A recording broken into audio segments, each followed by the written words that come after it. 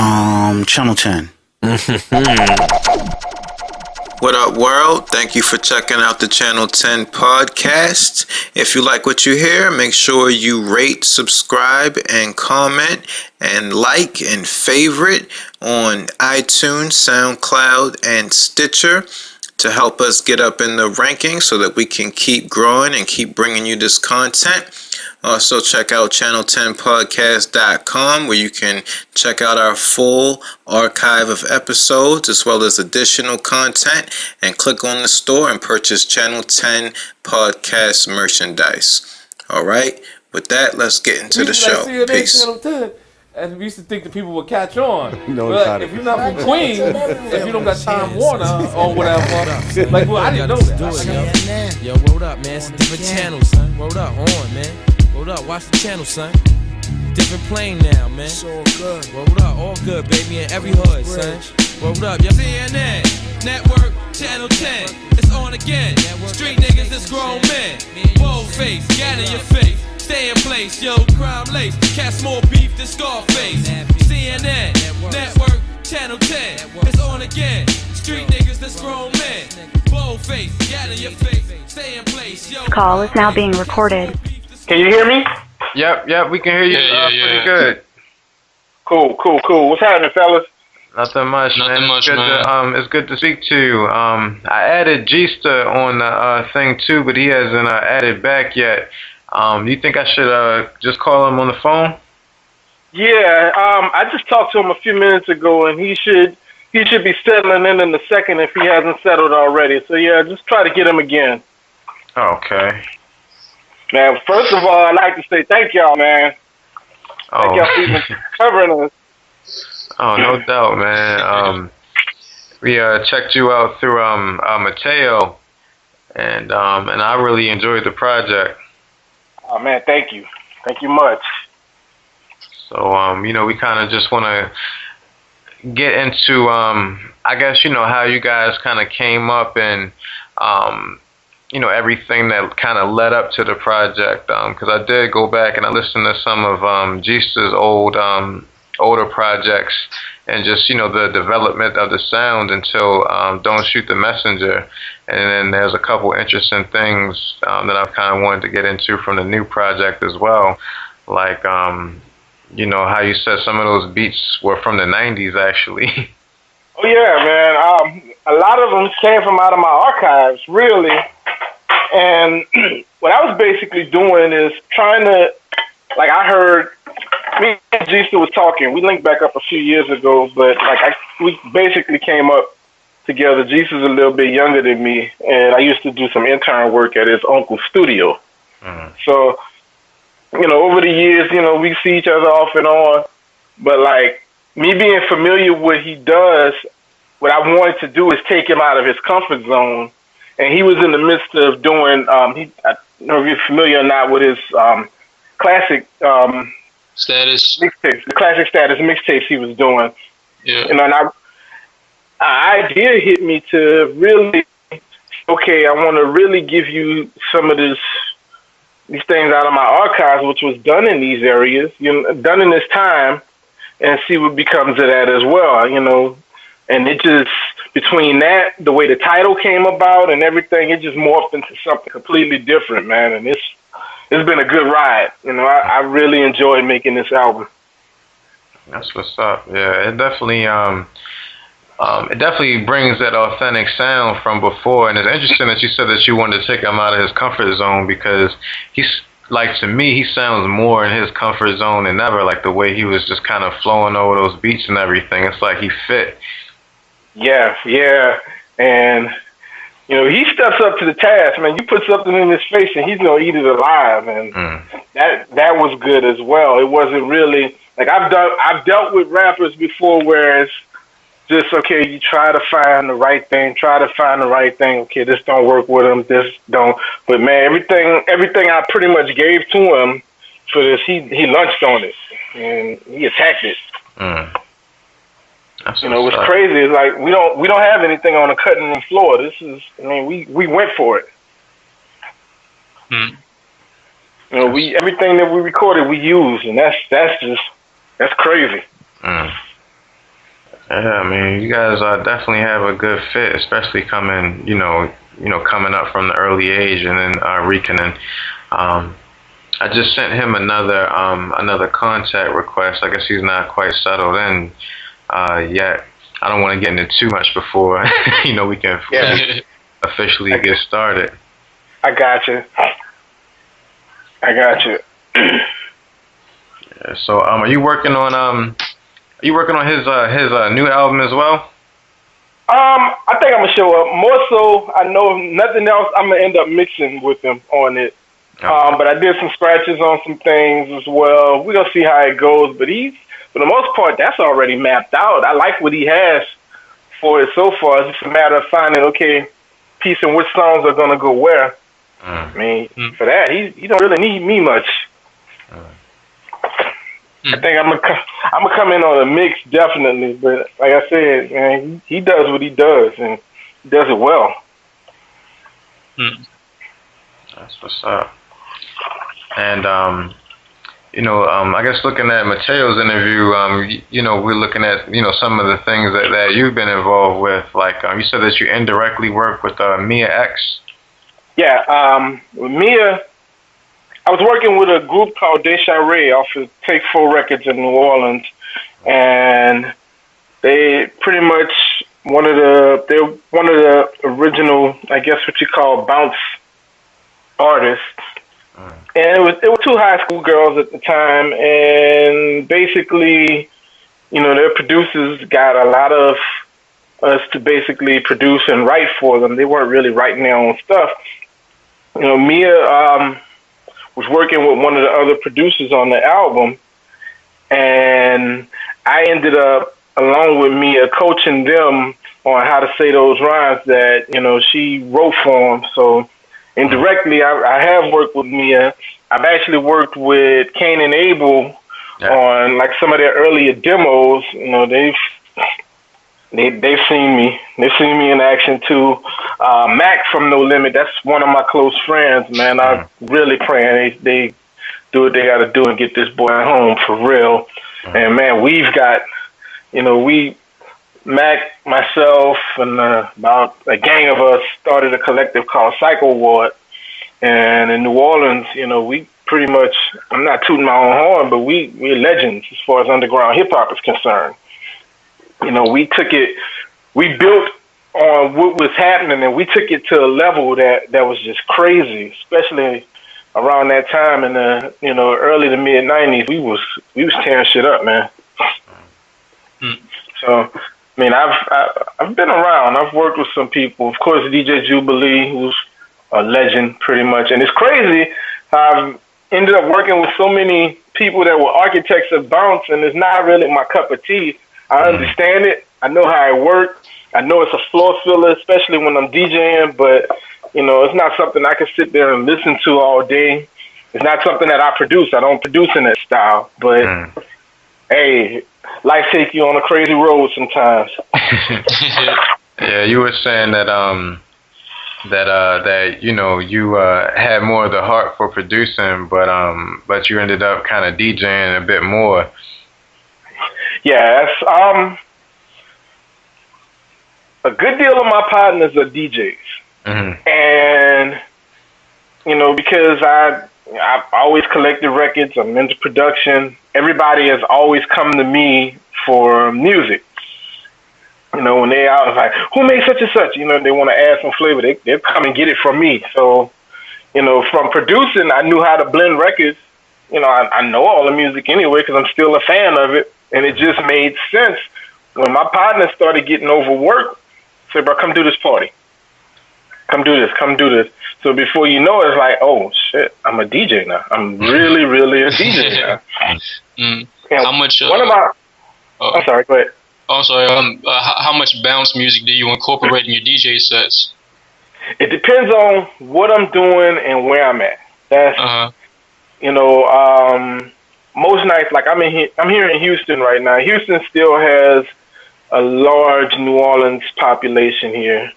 So throughout the course of the night, I'm going to sneak a couple of things in and see how it go. If it's going well, women are moving pretty right, I might do a nice 20-minute set or something like that.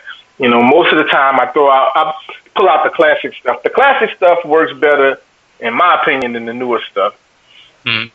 I don't know, I'm not knocking nobody's hustle, whatever, but I don't really care for the turn that most of the newer bounce is taking. It's just, even the call and response of it that used to be there is just gone. It's just a whole lot of, sample triggers right now, and it's just like, I could do without this. Mm. Mm. But back in the day, it's like, it was really, I always related it, and I used to tell, the guys that would, turn their nose up at it, they ain't hip hop, blah, blah. No, bro, it really is when you think about it, because you got a DJ, you got two copies of a record, and he's going back and forth. You got that MC is in the front, and he's working the crowd. That's the essence of hip hop music, and that's undeniable. And then not only that, with bounce, there's a direct correlation with go-go, because most of the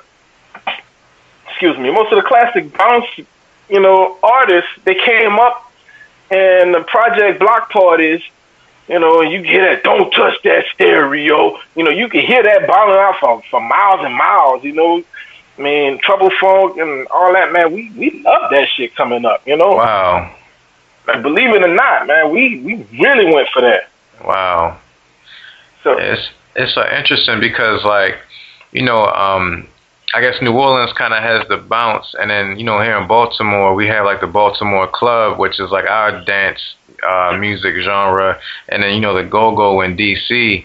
And it's interesting because especially I went to school in DC. It's like go-go is just kind of this local DC thing, so I never thought that it kind of spread down there and then influenced your genre of music as well.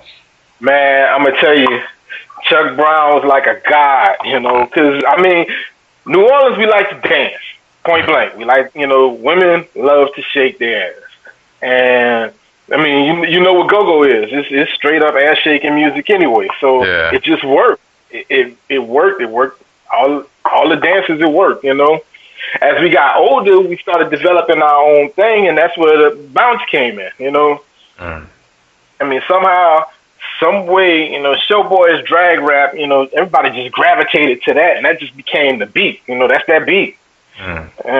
You throw on two Trigger Man, two copies of Trigger Man will save your life in New Orleans as a DJ. Yeah, I remember. I think Lil Wayne mentioned those records too, Trigger Man and the drag rap as well. Yeah.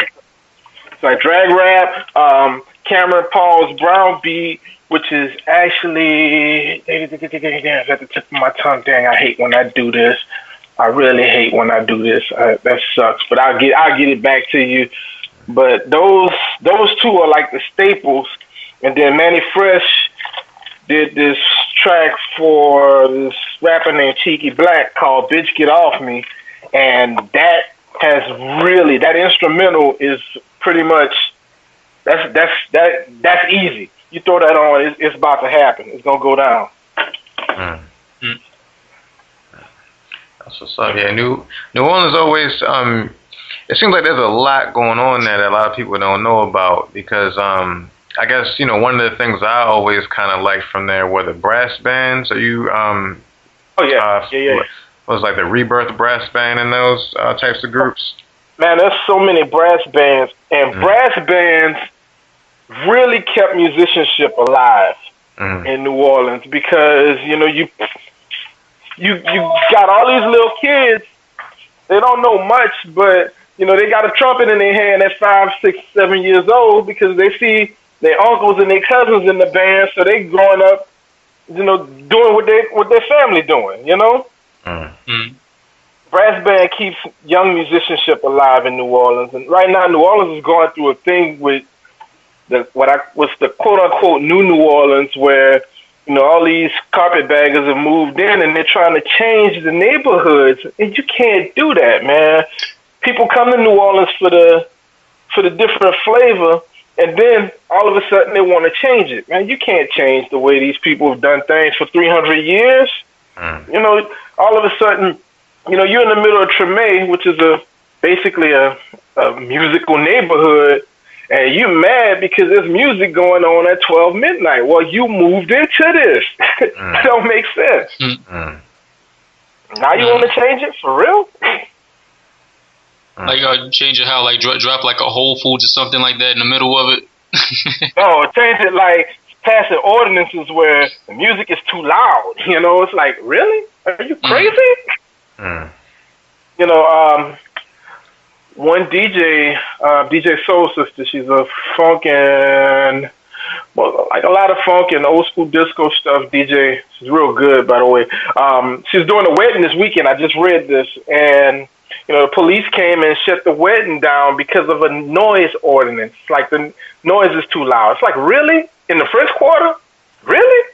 Come on, bruh. I got to stop that. It's like they're trying to like rearrange and shift the whole culture and don't know nothing about it. Yeah.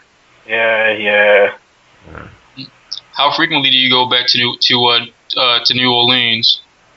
Man, I usually get back once every 3 months, but in this year, I think in the last 2 months, I've been back down about 3 or 4 times alone, just either seeing my family, DJing, and things of that nature. So I haven't been back this many times in a year in a long time. So when you go back and DJ in New Orleans, like is the demography of your crowd changing? When I go back now, it's usually, if I'm DJing, it's usually for weddings or something of that nature, or I may get a private party. And when I'm going for something like that, you know, they know what I'm going to give them anyway. So, you know, they're like, okay, we gonna let you do what you do. So I can get by with doing whatever I want to do. You know, you get enough drinking people, you can play Mary Lamb over the right beat, and they gonna rock with it. And then how you know, with the influx of the New Orleans population in Houston, like how has that kind of shaped the city, and how has that influenced you as well? How's it shaped New Orleans, or how's that shaped Houston? Yeah. In Houston, it's a love-hate, because they tolerate a little bit of it. Every once in a while, you get some of that hate, like, you take that shit back to New Orleans, all that shit. But, you know, for the most part, you know, people have been accepting of, you know, it's like they got their little thing, and they gonna get it in or what have it. For me as a DJ, there's 2 things that I really got into being here. Is understanding screw music. Still don't fully get it, but I understand it. And Zydeco, which is pretty much some northern Louisiana shit that people tend to think, oh, you from Louisiana, you from New Orleans. You should... Nah, bro, New Orleans and Louisiana is 2 different things. So yeah, we don't do that. Y'all do that. But I understand that stuff a bit more. And, I mean, it opened me up, made me a little bit more rounded. Because even with my blend game, I know I can blend in and out of certain things real good. And it just, you know, I pick up, wherever I'm at, I try to pick up something. So that works. Well, have you noticed like any kind of like hybrid forms of a mix between, like, let's say like bounce music and some type of like slowed down, screwed Houston music coming out of Houston right now? Yeah, some people have tried it. It don't quite work. So what you're dealing with, bounce music is a dance music. Right. Screw music is more riding and laying low and chilling. And when you try to screw out a bounce song, it just it takes out everything from it, you know? Yeah. So it don't work. Yeah. At least they tried, I guess. Try to do something different. They tried. Some people have tried, man. And I guess another thing what I've gotten to do is like learned the culture of the MCs, that's here in Houston. And I've learned to respect those a little bit more. Your Fat Pats. Who is Fat Pat? Who is a Big Pokey? Who's a K Reno? And realize, okay, this is what they're about. And I like that. It's cool. I can rock a straight Houston set as well as a straight New Orleans set with no problems. Mm. How big is Mike Jones when you rock to your DJ set when you rock in Houston? When I first got here, the Swisher House thing was really in effect, and it's not so much now. That's pretty much gone. It's the younger cats that is pretty much taking over Houston now. So, the guys like Mike Jones and like Paul Wall is still around. I just heard some new stuff from him, and it's pretty dope. I hope it gets out there. Flip Thug, every year he's coming with something. Yeah. And of course, you got your mainstays like Zero. Zero is a god around here. So, Zero he's dope. I just heard some new Zero stuff too. It's pretty cool. Mm. Now, based off of your production style, you seem like we're talking about New Orleans and Houston and stuff, but you seem like a real New York boom bap inspired guy too. So you what do you listen to the most? The most, you hit it right on the head. I'm a boom bap person, and for the most part, I deal with a lot of classic stuff. It's just my choice of listening to. Of course, then the newer cats like Kendrick, like the whole TDE, I really, really, really enjoy them cats. Crit, I like Big Crit. My style, things I listen to doesn't necessarily reflect what I play, or how I produce, because I listen to so much other stuff. And I think I've always been that way, but my production style is it's a lot of boom bap. It's just what I feel mostly. What's like your favorite era, or year in hip hop to listen to? It depends on the mood. Mainly, my 90s era I really, really, really enjoy. But then, I have a love for the 85 to 89 as well. And then sometimes I just get in my mood where I'm like, okay, I'm gonna rock this Grandmaster Flash and Treacherous 3 all day, and I be on that for about a few days or so. It just depends, How did the music, or how did you get your hands on that music? Starting out, I guess when it was all first coming out, pre-internet. How did it make its way down to New Orleans where you were? I'll tell you something about New Orleans. What people don't realize is that between 85 and 89, we had an all hip hop station, Y94 AM. And, basically from early in the morning to maybe about 11 or 12 midnight, it's all hip hop. And we got a lot of stuff, there's a lot of stuff that was broke on our airwaves because of that, So, it was a stop point. New Orleans was a stop point. You had to come through New Orleans. So early on, it wasn't uncommon for us to be rocking, say, some LL, some JVC Force or something like that, because, we had a radio station that was playing it. And as well, they was playing LA Dream Team. They was playing, Supersonic and Bobby Jimmy and the Critters and stuff like that, so we got it all. Wow. New Orleans, we got a lot of music, and you would think by having the No Limit era, the Cash Money era, that we wouldn't having that. But you look at a KLC, and the Many Fresh, them cats was bumping Gang Stuff. Them cats was bumping Mobb Deep real hard. They were fans of hip hop as well. All of us were fans of the music.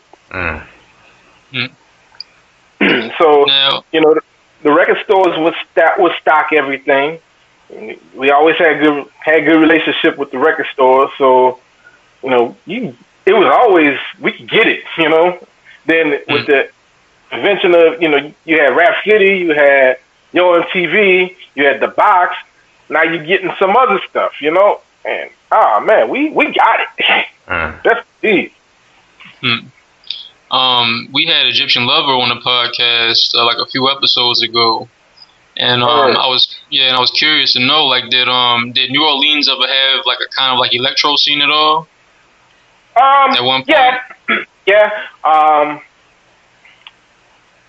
Before the hip hop really took in, and this was a little bit before my time as well.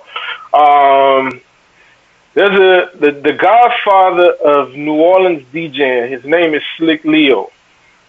There's a station, Well 105. Slick Leo they broadcast live from the Famous. The Famous was like a big club or what have it, man. You hear Slick going off on these records, man, going off. And they also had a television show for a while in the early 80s where they would broadcast from the Famous, live from the Famous. And man, you get that electro stuff as well. We was big on all of that. Electric Kingdom, Twilight 22, the Egyptian Lover stuff, like you said. Once again, we got it all, That's what's up. I was wondering, from then to now, with the transition in technology, have you switched over to like Serato and digital music production and stuff like that? And how has that affected you? Yes, I have. By me losing so much stuff in Katrina, there was no way to get most of those records back. So basically, I left New Orleans with a few things in my turntables. Serato was pretty much the way to go. And I embraced it. I frowned upon it at first, and then it's like, you know what, this just makes sense. Yeah. So I pretty much went into it, and I'm good with it. Serato works for me. That's what's up. And I started, and I tried everything. I tried Reason, didn't care for it. There's a couple other things out there I tried to get at, and I just wasn't a fan of it. But I got into Ableton, and it felt like home. And Ableton is cool. I've incorporated Ableton fully into my process. And the next thing I'm going to add is I'm about to tackle this machine and really get into it. And I make it a part of my process as well. But my right hand is going to always be my ASR-10. That's my baby. Now, was it like a particular producer that made that drew you to get and work with an ASR-10? I'm sorry, repeat that? Was there like a certain producer, like song or beat that you like that made you go to the ASR-10? Now, when I first, like I said, I was interning, and Sean, he's calling me right now. Okay. Second, and I'm gonna tell him to add into the conversation. Okay. Yeah, try to get him now. Okay, let me send him another request. Hold on. Yeah. Now, what I was saying is,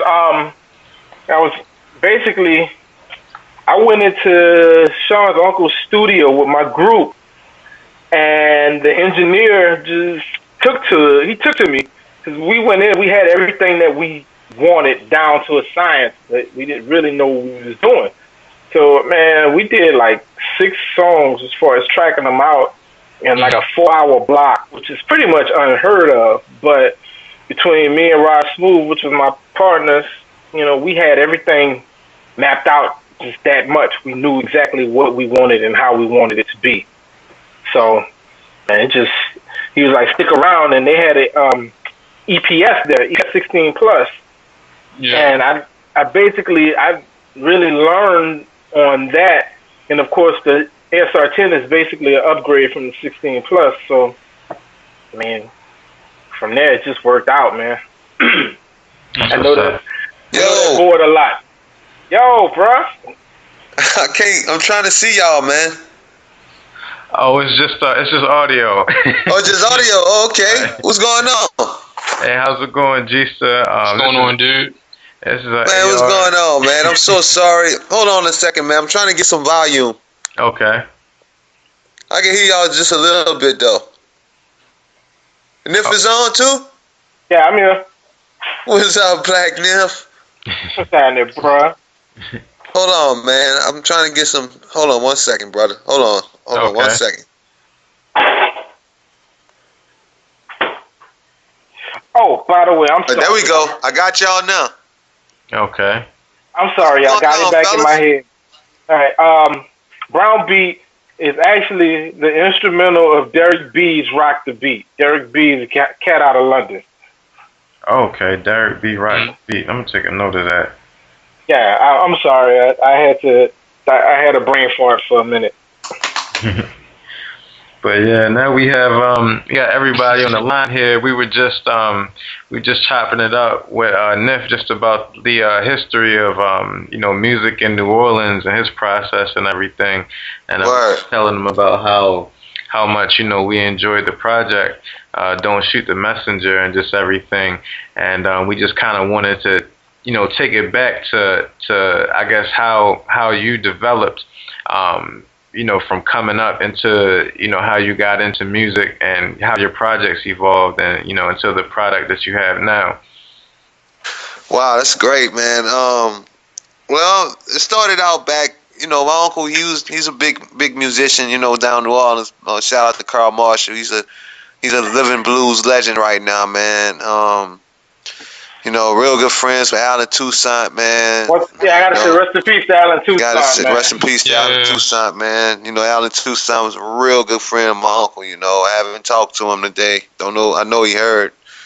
So that's pretty crazy. But anyway, it started out, man, we had the studio here in New Orleans, man. My uncle was, owner pretty one of the big studios in the city at the time, and shit, man, it started out from a summer job pretty much, but I always was into music because, like, even when I was a kid, like I was 7 years old, he gave me a beat machine. I used to always mess with this beat machine when he come in town and put it down and I always mess with it. He never tried to deny me of it and anything. But you like that, huh? And he gave me that joker eventually, you know what I mean? And, I was always into making beats. That was a Yamaha, man. It was like a white cream Yamaha. I remember you, because see, man, the thing is, I gotta bring Nif up because he was part of that beginning. You know what I'm saying? Nif was there from the beginning. I knew this guy, man, when I was 11 years old. He was at least 13, 14, Nif, something like that. I was a bit older. I'm like 15. About 15. When we came in there, I was 15. And I was a kid though. I used my birthday money to set that studio time. So we was pretty young. Hey, man, and then, I started out like that, man, and started watching, like, Nif. We used to have Kevin McCoy around there, Odell. He wound up being part of Beats by the Pound. N.O. Joe. But N.O. Joe came in. He wasn't trying to do beats at the time. He was trying to sing, but he turned out to be a big legendary producer, produced all Scarface records and stuff. Who else, Nif? Precise come up over there. Full Pack. Yeah, Full Pack. Oh man, so many people. Did Manny Fresh and them come through that too? I'm not sure. It's probably been before me. Had they done? I know J was over there for a minute. JMK now. Just a lot of cats that was pretty much that was doing things in New Orleans before we came up. They went through gifts, man, and that was like a learning cave, bro. Yeah, it was like the cornerstone. You know what I mean? My uncle had pretty much like a cornerstone down there, man. And Warren Mays can't never keep out Warren Mays. He's such a pioneer. Rest in peace to Warren Mays, man. He was very, very close to my uncle, and man, just watching. I've been around all this stuff, man. Like I said, once again, Nif, he was like boy, like in my, like I could look up to in my age bracket, but he was making the kind of records that I liked at the time. I was a hip hop head as a kid.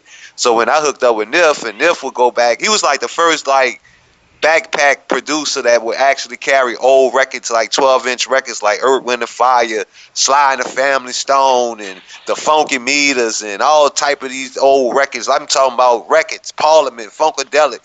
You know what I'm saying? And he used to always carry that shit to the studio.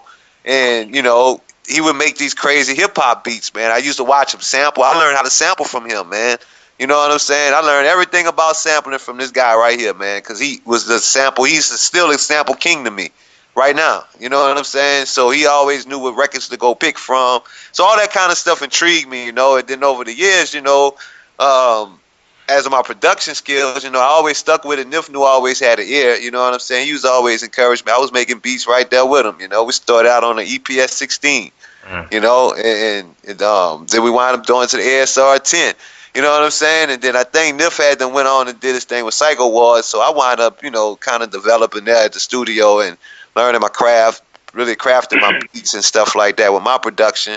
And, you know, it just kind of stuck with it, man, and just developed my own identity and sound, you know, and just took a little bit from this and a little bit from that, a little bit from all of this kind of this different music that I was around. Just kind of created my own flavor and stuff like that, and try to keep it all going, you know, to identify with what's a good track, you know, and what's a good melody or what's a good method to make this particular song. You know what I'm saying? How to do it, and being inspired by so much good music. Because right now, man, you know, it's the music business done changed so much, man. I don't know where they get their inspiration from, but we was blessed, especially me and Nif. We was blessed to have real pure music, even in the hip hop form. You know what I'm saying? We was able to witness that hands on. You know, like the Chronic album. I gonna never forget. Nif had the Chronic album first. He was the first person I knew that had the Chronic album, and it was like before the Chronic took off. He had it on 12-inch. I had my vinyl on that. And then, man, Dr. Dre has gotten so much money from me, it's ridiculous. Dre and Tribe with that damn Low End Theory album, I've bought both of those, and Diamond Stunts, Blunts, and Hip Hop. Those are my 5+. Those are my 5+ copy albums. I've bought those at least 5 times, if not more. Man, this guy here, man, this guy knows, man, y'all talking about hip hop with this dude, he gonna show y'all some shit, man. That's all I'm gonna say.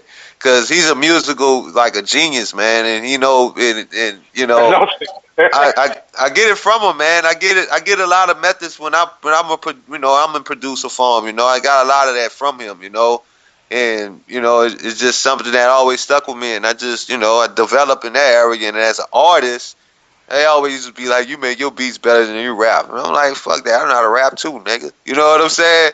And you know, I just never stopped rapping. I always felt like I had something to say. So when I got with Nif on this particular project right here, you know, Don't Shoot the Messenger, man, and it was like a dream come true, because I never actually had a chance to really work with Nif like that since, you know, over the years. You know what I mean?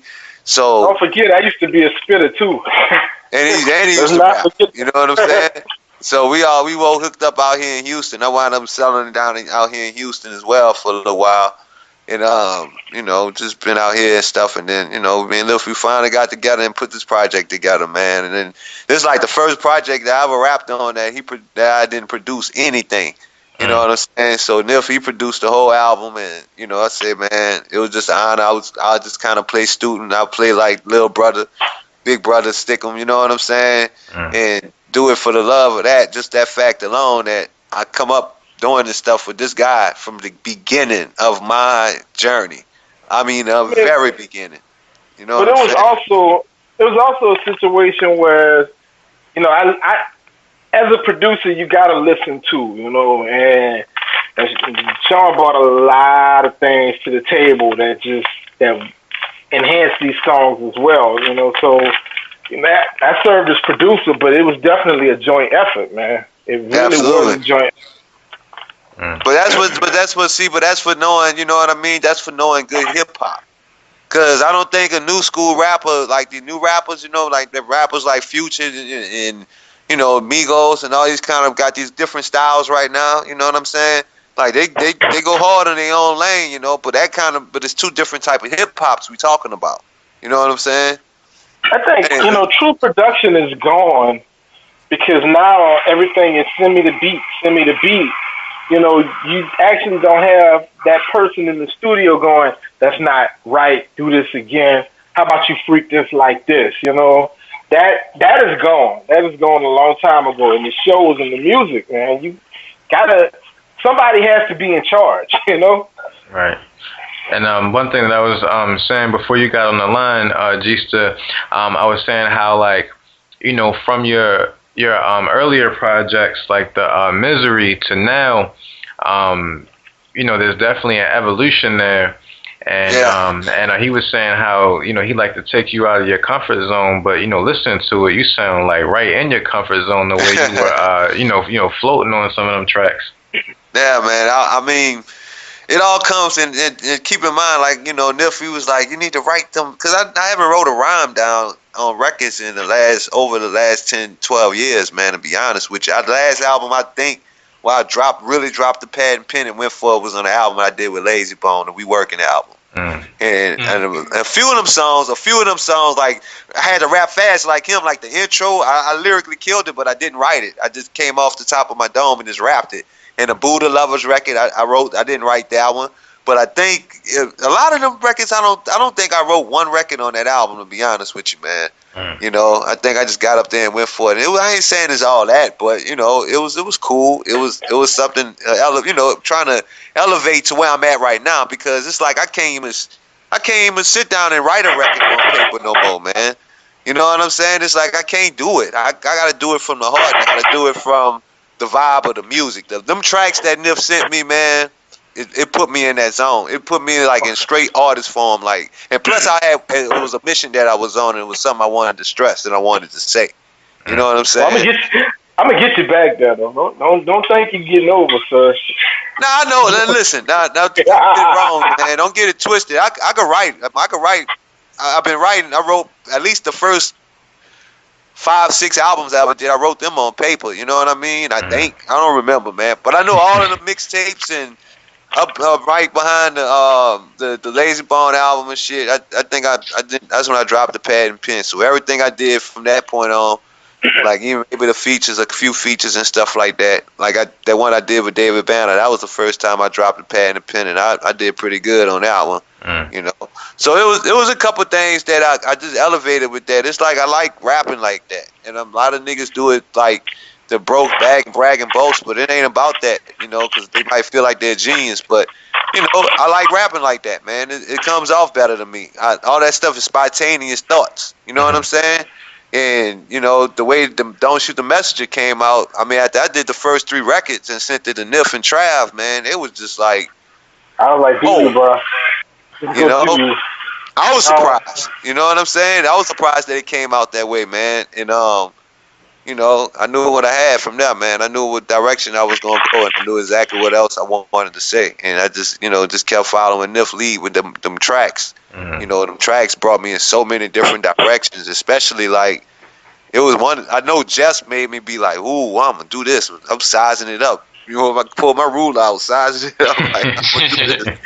You know what I'm saying? Because it was such a big track, man. But once I got on top of that joke and caught a hold to his horns and started riding it, that was the rap. And everything I wanted to say, you know what I'm saying? It just came out the way I wanted to say it, and I kind of wanted to get witty with it and keep it gangster, you know what I mean? And keep it hard. So without getting out of, you know, without going all the way there. So I think it's perfect, man. But yeah, it was an experience, man. It was fun. It was definitely fun. I liked to get the reaction from Nif, because I always wait on him to be like, look here, dog, that shit ain't right.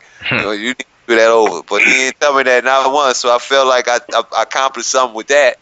You know what I'm saying? Yeah. That was cool. No, there was one. There was one. Love Your Life, when I told you to to come down off of that, because you spit that real hard at first. I'm like, nah, bro, I need you to pip that out. Yeah. Told me that one, but it was cool though. I was just real excited about it. It was kind of, man, that track there, man. Oh man, that we put in work on that one. That's all I can say about that. That was the workhorse of the album. Yeah, I Love You to Life. That was a good record, though, man. I knew it would be a hit record. I know it would be. It's a potential hit record, big time. It's one of them type of records that feel good. You don't really hear guys rapping about the ladies like that no more. So I kind of brought that feeling back with that one. And then, you know, it just feels great. I sang on it. It felt so good. I want to sing. Girl, you feel so good. You make a motherfucker want to sing. You know what I'm saying? So, you know, it's one of them type of records, man. But, you know, and like I said, once again, man, if you said when you made that track in 96, 95? July 3rd, 1996. Yeah, I know the date and everything. Now, going to how you guys archive your stuff, I want to talk about file management real quick because, like G-Sta, like you mentioned in your Mateo interview that you have about over 60,000 songs on a hard drive, and I'm trying to figure out how rigid is like your file management when it comes to both of you guys. Because that's amazing. Well, let me clarify that up because I read that too and I was like, but I don't have I got a lot of music. Period. Yeah. That is like I got more than that. I got like 70,000, 73,000 songs on a hard drive from everybody. You know, that's including mine. You know what I'm saying? But I personally have. Man, that's a good question, bro. Because I got a lot of albums I got a lot of music out. If you go to my website, I counted at least 10 albums and 2 singles. I think, if I'm not mistaken. You know, that's a lot of music, and that's just within the last. Well, Misery and World of Sin is up there, so that's my first 2, and that was 97 and 98, going into 99. I have a World of Sin 2 that I never released, and the album is so dope, y'all. If you ain't even heard this album, I'm gonna give you a copy of it next time I see you, man. Hey, this World of Sin album with me and my homie Casualty, you know what I mean? Because we did the World of Sin first, the first one, and then bring it back to that, y'all. You know, to mention those projects. Man, I did them songs. I did that album in 97, Misery. I had just graduated from high school, and I did that album. And then that album was finished. I knew I had I did a song called Tell Mama. Everything was going to be all right. And this song, I knew, if y'all heard this song, man, right now, you'll feel a certain type of way about the song because it feels so good, man. And that song, I knew for a fact, would have put me on the map. It would have blew me up back then. You know what I'm saying? But they didn't really want to put it out. I didn't have nobody to help me put it out at the time. I didn't know nothing about how the business was at the time, you know. I didn't know that much about it at all. I just knew how to make music, you know what I mean? Just before I actually got on top of being, you know, a businessman about it, you know what I'm saying? And man, don't you know that album? I don't know how it got overseas, y'all. I don't know how my music got overseas, bro. But when social media started popping up, like MySpace, people would find me on there and be like, "Yo, Geest, is this really you?" Oh my goodness, man! You're my biggest fan. I'm from Japan, and they just started all finding me, man. And it's like, imagine going to the Justice League site and you going through the forums, and they go, "This is the one album from New Orleans you gotta listen to." And you look up and you're like, "Oh shit, that's my album. That's Cycle Water." Right. And I'm like, whoa. And to hear everybody fawning over it, I'm like, dang, y'all really like this? I like that. Yeah, bro, it's crazy, man. Look, check this out. And it got so crazy, y'all. I'm telling you, if y'all go to YouTube and just put Geest in the search box, you're gonna see a couple things that we personally did ourselves. But a lot of my first, if you see anything from my first album, I did not post that up there, man. It was fans from all across the world that posted it up there, man. You know, they even had an argument about my first album on the comment section of one song. I tripped out. They were trying to be like, his name ain't Misery, his name Geesta, and it's from the one. No, it's not. You a fucking buster. You always, you know, you could tell they arguing with each other, and I'm like, damn, tripping out. So Trav got on there and tried to set the record straight with him, and then it was like, yo, Geesta, it's good to hear from the horse's mouth, man. You know, so it was crazy, man. But it's been kind of like. It's awesome to know that people really like what you do, man. That feeling is no feeling in the world is better than that. That especially like a musical aspect, because it takes so much out of us to do this stuff. But you know, it gets done. It's like we do it to the perfection of this is the best thing we know how to do in our life. Is how to make music like this. You know what I'm saying? And I'm just blessed, man. Taking it back to the file management, bro. I got boxes of disc, floppy disk, and zips and stuff. And there is virtually no file management. I pull them up and like, okay, let me go through some of this. Some of them are, they're named quite well, and some of them, they nothing on it. It's like, okay, I'm about to find something and surprise myself. But, I used to do that to keep me on my toes. I got discs of just stuff that I chopped up, and I'll come back to those chops later and say, oh, okay, I can rock with this, And it works sometimes. We used to keep up with it with DAT tapes and stuff like that back in the day. You know what I'm saying? And kind of try to take them and burn them on the CD and stuff like that. So we just pretty much keep everything on the hard drives nowadays. That's how we keep up with it.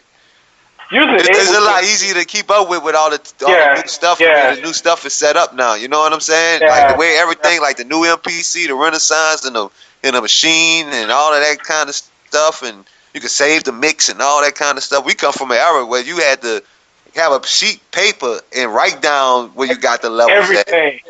You see what I'm saying? Write down everything, man. Where everybody mixing together. Okay, drop them right here, and everybody got to hit it on time. Man. No automation. No automation at all, bro. So, but yeah, that's how we file manage, though, pretty much, brother. To answer your question. Word. It's pretty easy now, man. They got all this technology. You got your good Mac and all this kind of stuff. You'll be all right. That's what's up. Yeah, so both of you seem like pretty technical guys when it comes to the music as well. And Nick, he was talking about he wanted to get on the machine, and he uses Ableton now. So I was wondering what type of equipment and what type of things are you into, G-Sta? I use the Chronos X, and I use the MPC Renaissance. I use Korg and Akai equipment, man. I actually dumped to a Roland 2480. I got endorsements. Yeah, I do. I got that little situation with Korg, man. Oh. You know what I'm saying? The Chronos X back 2 years ago. Yeah, I got a whole video for them. I did like a demonstration with the Chronos X. So they got behind it and stuff. But yeah, they sent me that board in 2013, I think, man. It's 88 key. It's dope. It was me and Niflins messing with it the other night, man. That boy got some sounds that'll knock your socks off, man. Real talk. Way the keys hurt your fingers if you ain't used to playing. Yeah, man. Them boys, that's serious. And then you got that. I use the Renaissance. Nif got the machine. I got a machine at the studio too. I don't ever use it though. I put everything in the Renaissance. I'm an MPC guy, Just wait. I'm gonna change your perspective on that. Just watch. Hey, guess what? I'm not saying that I want to learn how to use the machine. I just ain't never really sat down and me playing with that Renaissance.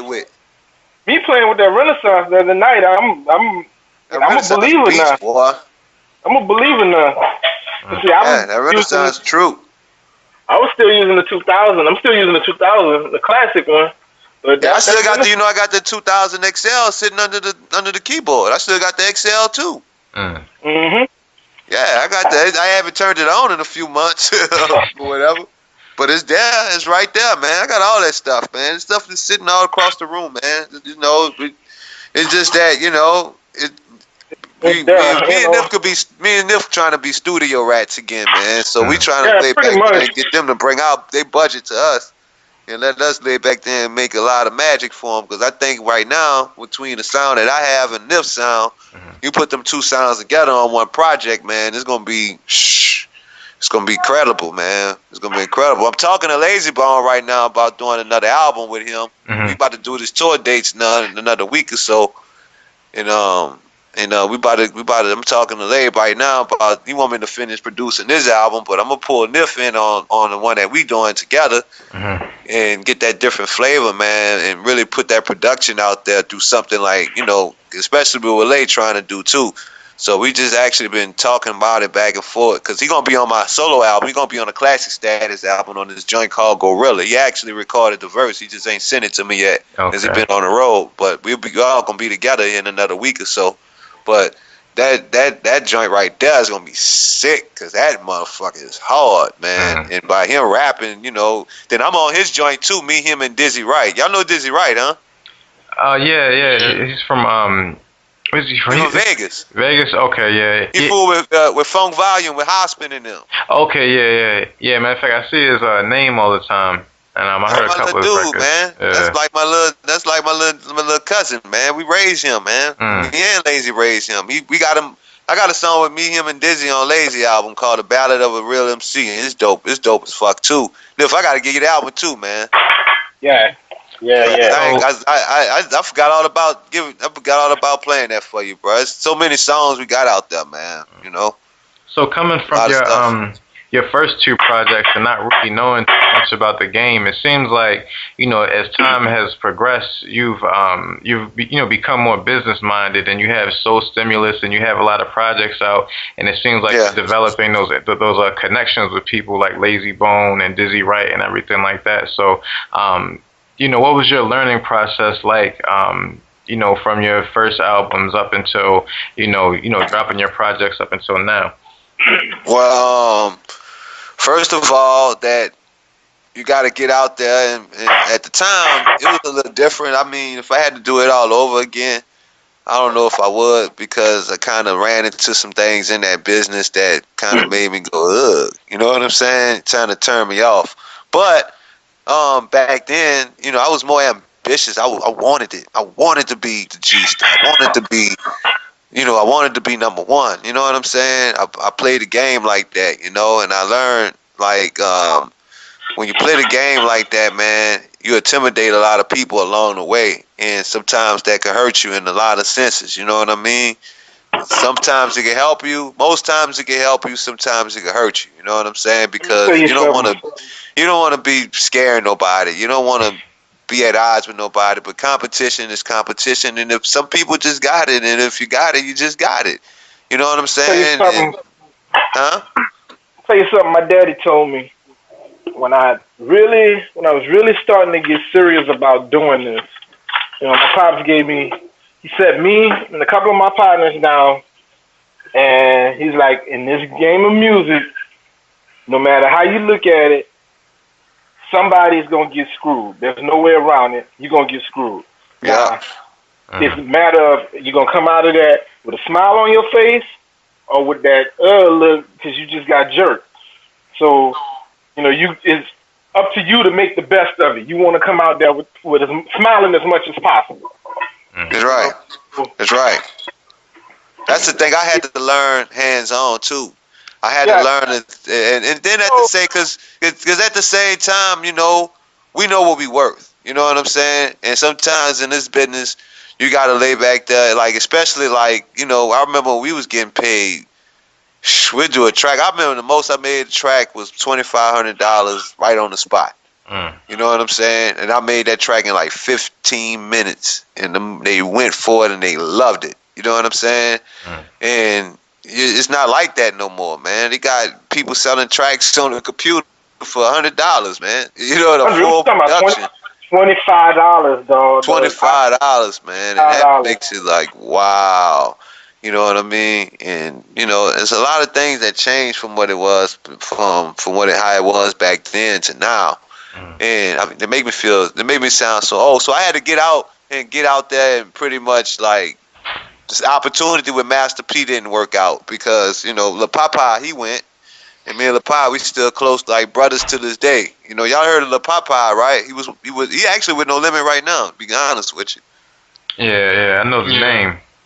Yeah, that's my little homie, man. Lil Papa, you know, I've been working with Papa forever, man, for years. And he went over there to No Limit, and P signed him. You know, they had Power in the Source magazine and everything. That was a happy moment, man. But you know, I didn't go. I laid back there and got some CDs and went out the trunk with them. You know, and started making my impact into the streets like that. So I took the long way, and I just never was one of them type of person. I always had the ambitions, and I always had the talent and the know-how and the accessibility to do what I do, but I never had the shot. You know what I'm saying? Like the big shot. So I had to always try to create my own shot, and that's what I've done. That's with Psycho War, we took that chance because at the time, nobody in New Orleans was trying to do what we were doing. And it's like, y'all talented, but I don't know what to do with y'all. There ain't no way I can really do anything with that. Like, okay, let me show you what we're gonna do with it. We tried to push through as much as we could, and even once we got to the point where we was all set to go, the gatekeepers were still like, y'all still too radical for us, I don't know, we can't take that chance, we can't take that risk, but still everybody acknowledged what we did, Right. And they did the New Orleans, like the hip hop honors or what have it. I got mine in the inaugural class. I got mine before Fresh got here. Before Sice got here. Before KLC got here. Right. That's a testament to what we did. Kind of laying the groundwork for the the New Orleans hip hop that kind of came after you. Yeah, and those are cats that's been around before me. They influenced what I do, and I got my acknowledgement before them. I'm like, ain't that about something? That was yeah, that's crazy. Moment. And then I think once when you get out there, man, and you start getting around people, and I'm gonna be honest with y'all.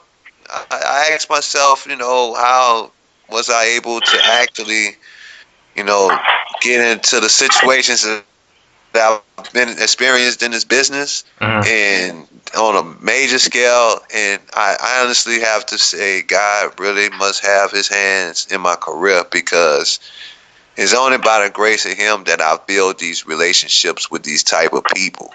And they know me and they respect me for what I've done and what I do. You see what I'm saying? It's like they look like when you got a Grammy Award winning artist coming, you be like, hey man, I'm about to send you this song, bro. I ain't never sent it to nobody, but you the first person I let hear it. I need you to tell me what you think about this, honestly. That means something to me, man. You know what I'm saying? Because they they value my opinion. And they done did it before, because they know one thing. Like, and Nif, the thing about it is we are perfectionists. Me and Nif is like that. I know Nif is definitely like that. I get it from him. You know what I'm saying? But even with them cats, and it seemed like when I was hard, like even when I work with Noble like that, I work with Layzie like that. I would have Layzie to stop. I would stop Layzie in the middle of a verse. Say that shit better than that, dog. Say that shit like this. That nigga look at me and be like, all right, and put it on, and he go for it, and then when he step back and listen to it, he'd be like, psh, boy, you boy. It takes a certain amount of balls to really get with some people and tell them, hey, this ain't right. And I give you a prime example of that. Working in the studio by his uncle. His uncle would put me in some crazy situations, man, between him and Kevin.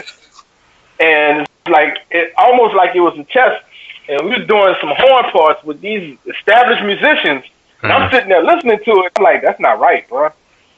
And they're like, what? How does little youngster gonna tell me, no, that's not right. Go back and listen to it. Sure enough, that wasn't right, And to be able to do that with guys that can play circles around you and have more experience, but still, I got the balls enough to say, hey, you're not doing this right. And not only do I have the balls enough to say it, for it to actually be true, Right.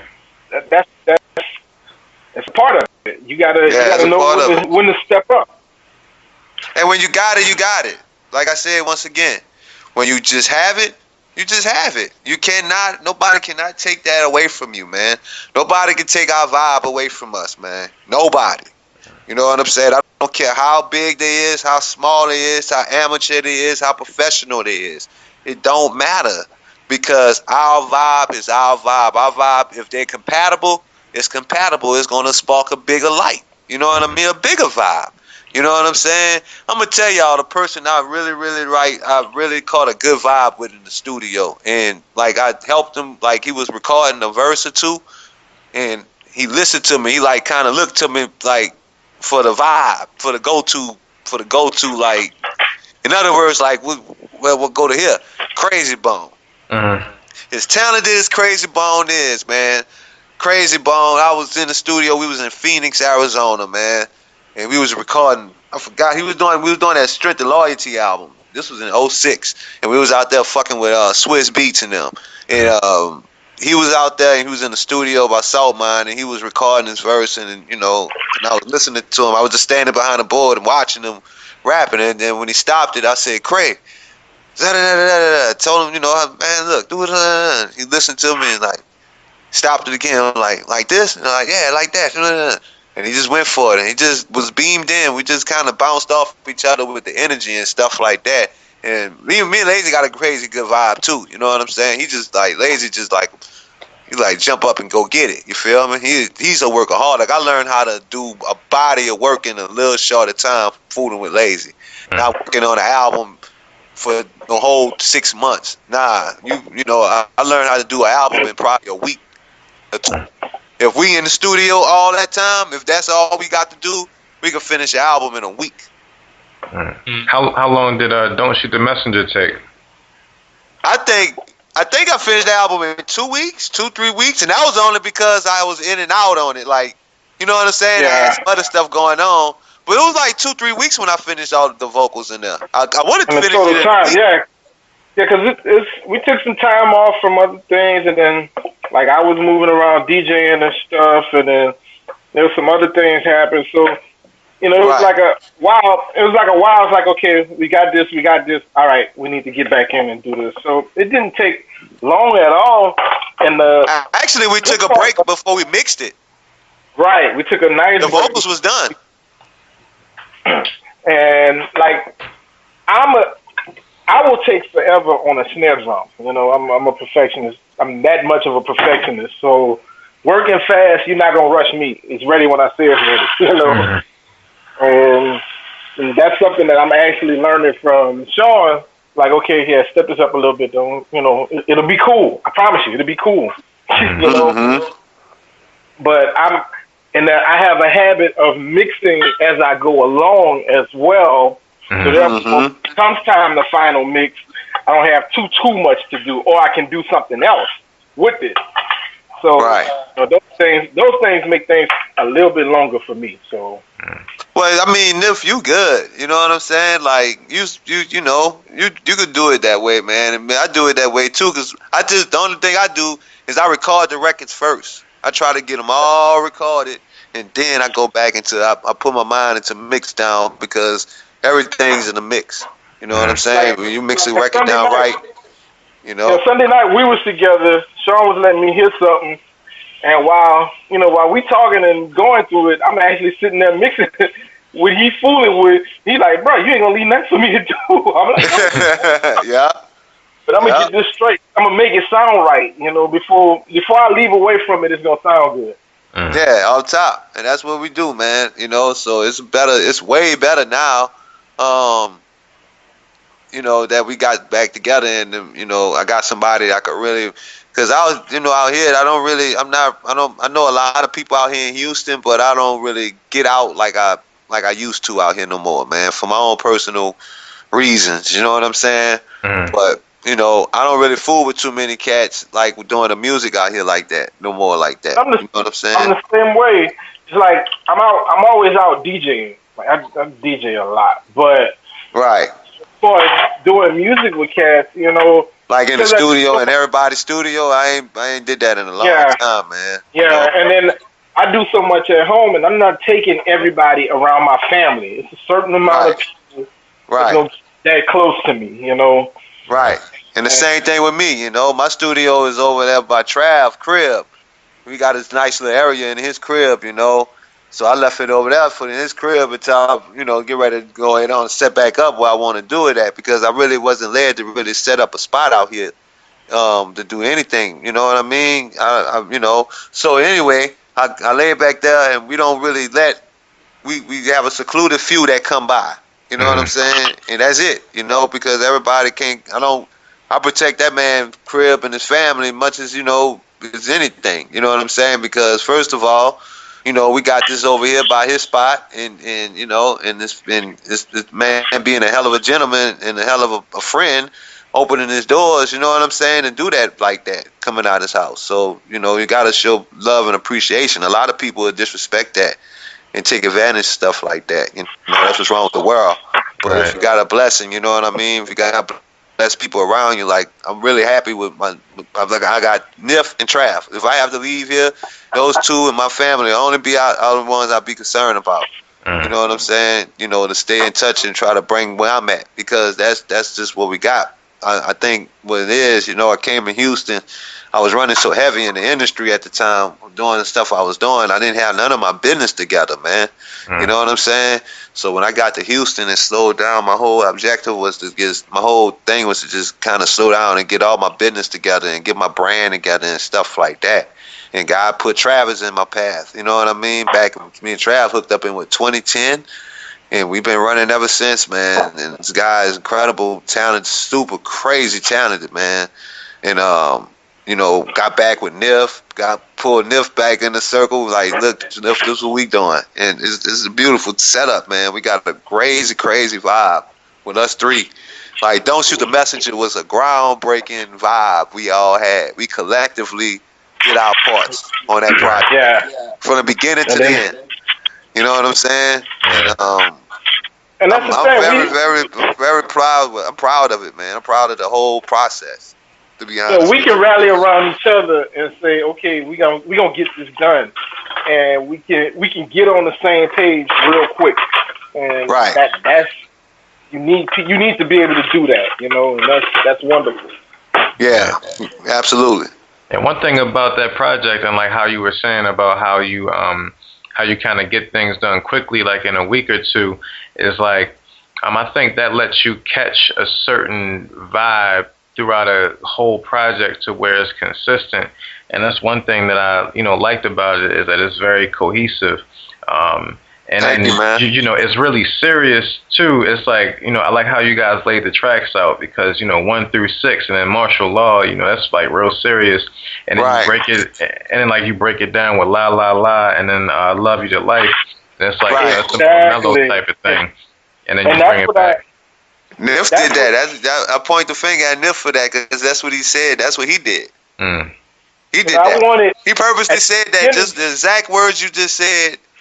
How you described it, how you broke it down, it's the exact way he visualized it. He envisioned it. You know what I'm saying? And I wanted to come out with a blast. I wanted everything to hit real hard. But then I also know, okay, we need that quote unquote that Flavor Flav moment. That time to chill, that time to laugh, to play around a little bit. Because you don't want to be too preachy, but we still had a message. Right.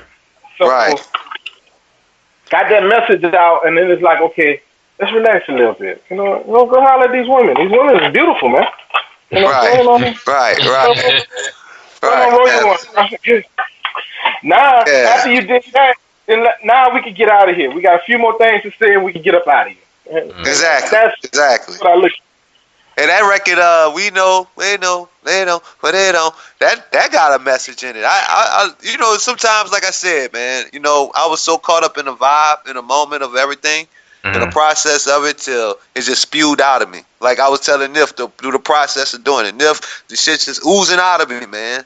Everything just oozing out of me. It's flowing. I'm feeling it right now. I'm keyed in, and everything came out, and it just, like I said, once again, I had to go back and listen to what I said and how I said it, and then you be like, damn. You know what I'm saying? And I tell him that, the title track, Don't Shoot the Messenger, is one of my favorites, and I had to catch him and was like, dude, do you realize what you saying on here? Man.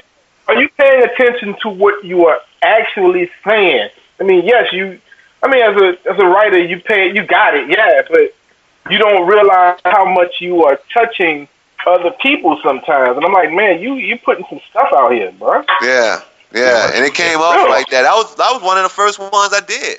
That was one of the first ones I did. Matter of fact, that was the first one I did. First one. Don't Shoot the Messenger. That was the first record I recorded for it. Outside of a Blacknificent record, the DJ Blaknificent record I dedicated to Nip. That one. I did that one last year. You know what I'm saying? I did that one last year. I did that record a long time ago.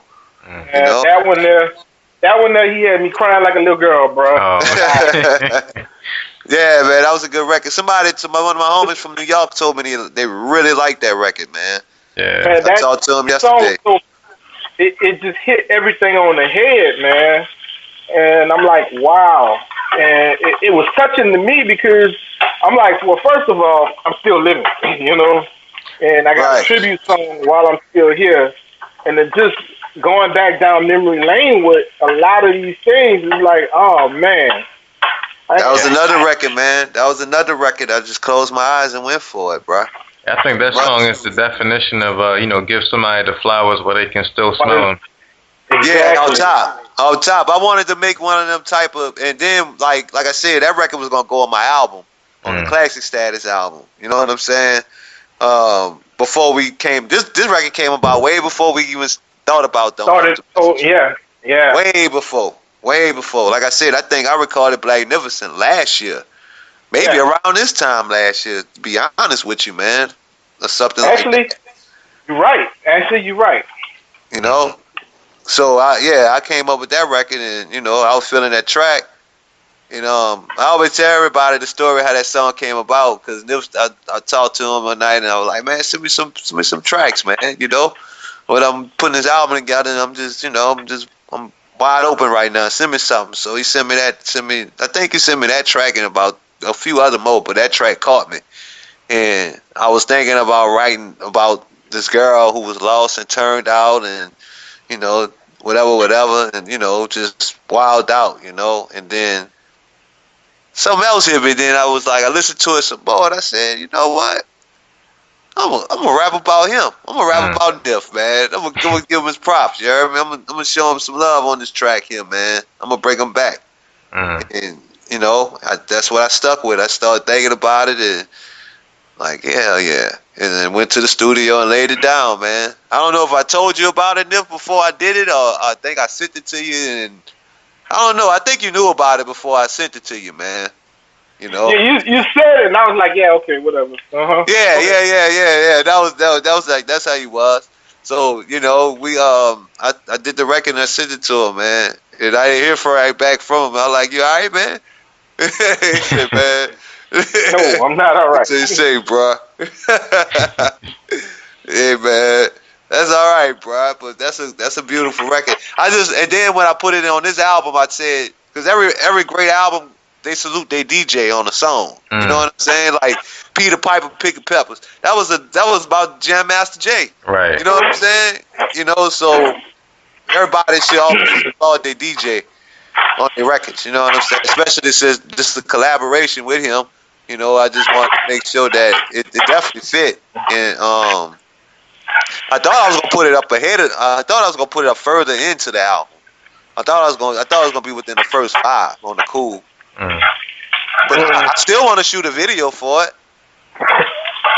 I think y'all should do that. Who are your some of your influences when it comes to lyricism? Right now, from back in the day, or right now?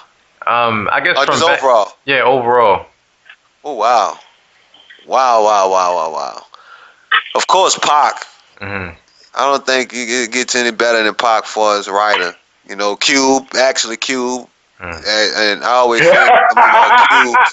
You know, Cube always gonna be the good writer, and he was always gonna be able to write a movie. And he wrote he part of the biggest movie ever made from a black director in history. You know what I'm saying? The NWA story. You know, man. I used to call this dude Spice Cube. Yeah, I was an Ice Cube and Spice One stand coming up, man. Don't judge me, man. Which Ice Cube album? Death Certificate. Okay, that's mine too.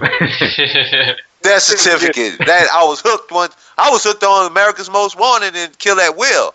But Death Certificate? Shit. That was the rap. That's when I met Nif around that time when it came out. I think it was out already. Yeah. Death Certificate, it was a perfect album, man. And to have the perfect diss song on that album, and as much, I'm a NWA stan. Like really. Yeah, me too. Me too. All I can say after hearing No Vaseline was, yeah, he got him. Ooh, he got him.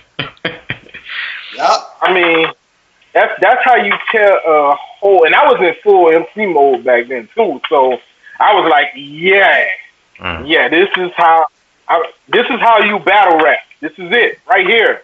This is your ABC. This is 101. I'm gonna tell y'all something though. Back then, even when Cube dropped that death certificate, it was hard. See, this is what I'm talking about, yo. We was at the prime. Me and Nif had a chance, and you guys too, because I know y'all was around.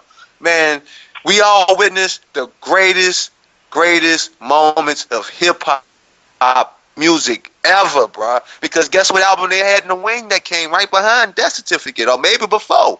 Niggas for Life, man. That album was a classic, man. You can't tell me Niggas for Life wasn't a classic. Hey, why do you call yourself a nigga, you ask me? Hey, bro, when I heard that album, I was like... People say The Chronic. Ooh. People talk about The Chronic, but that album to me is, production-wise, is better than The Chronic.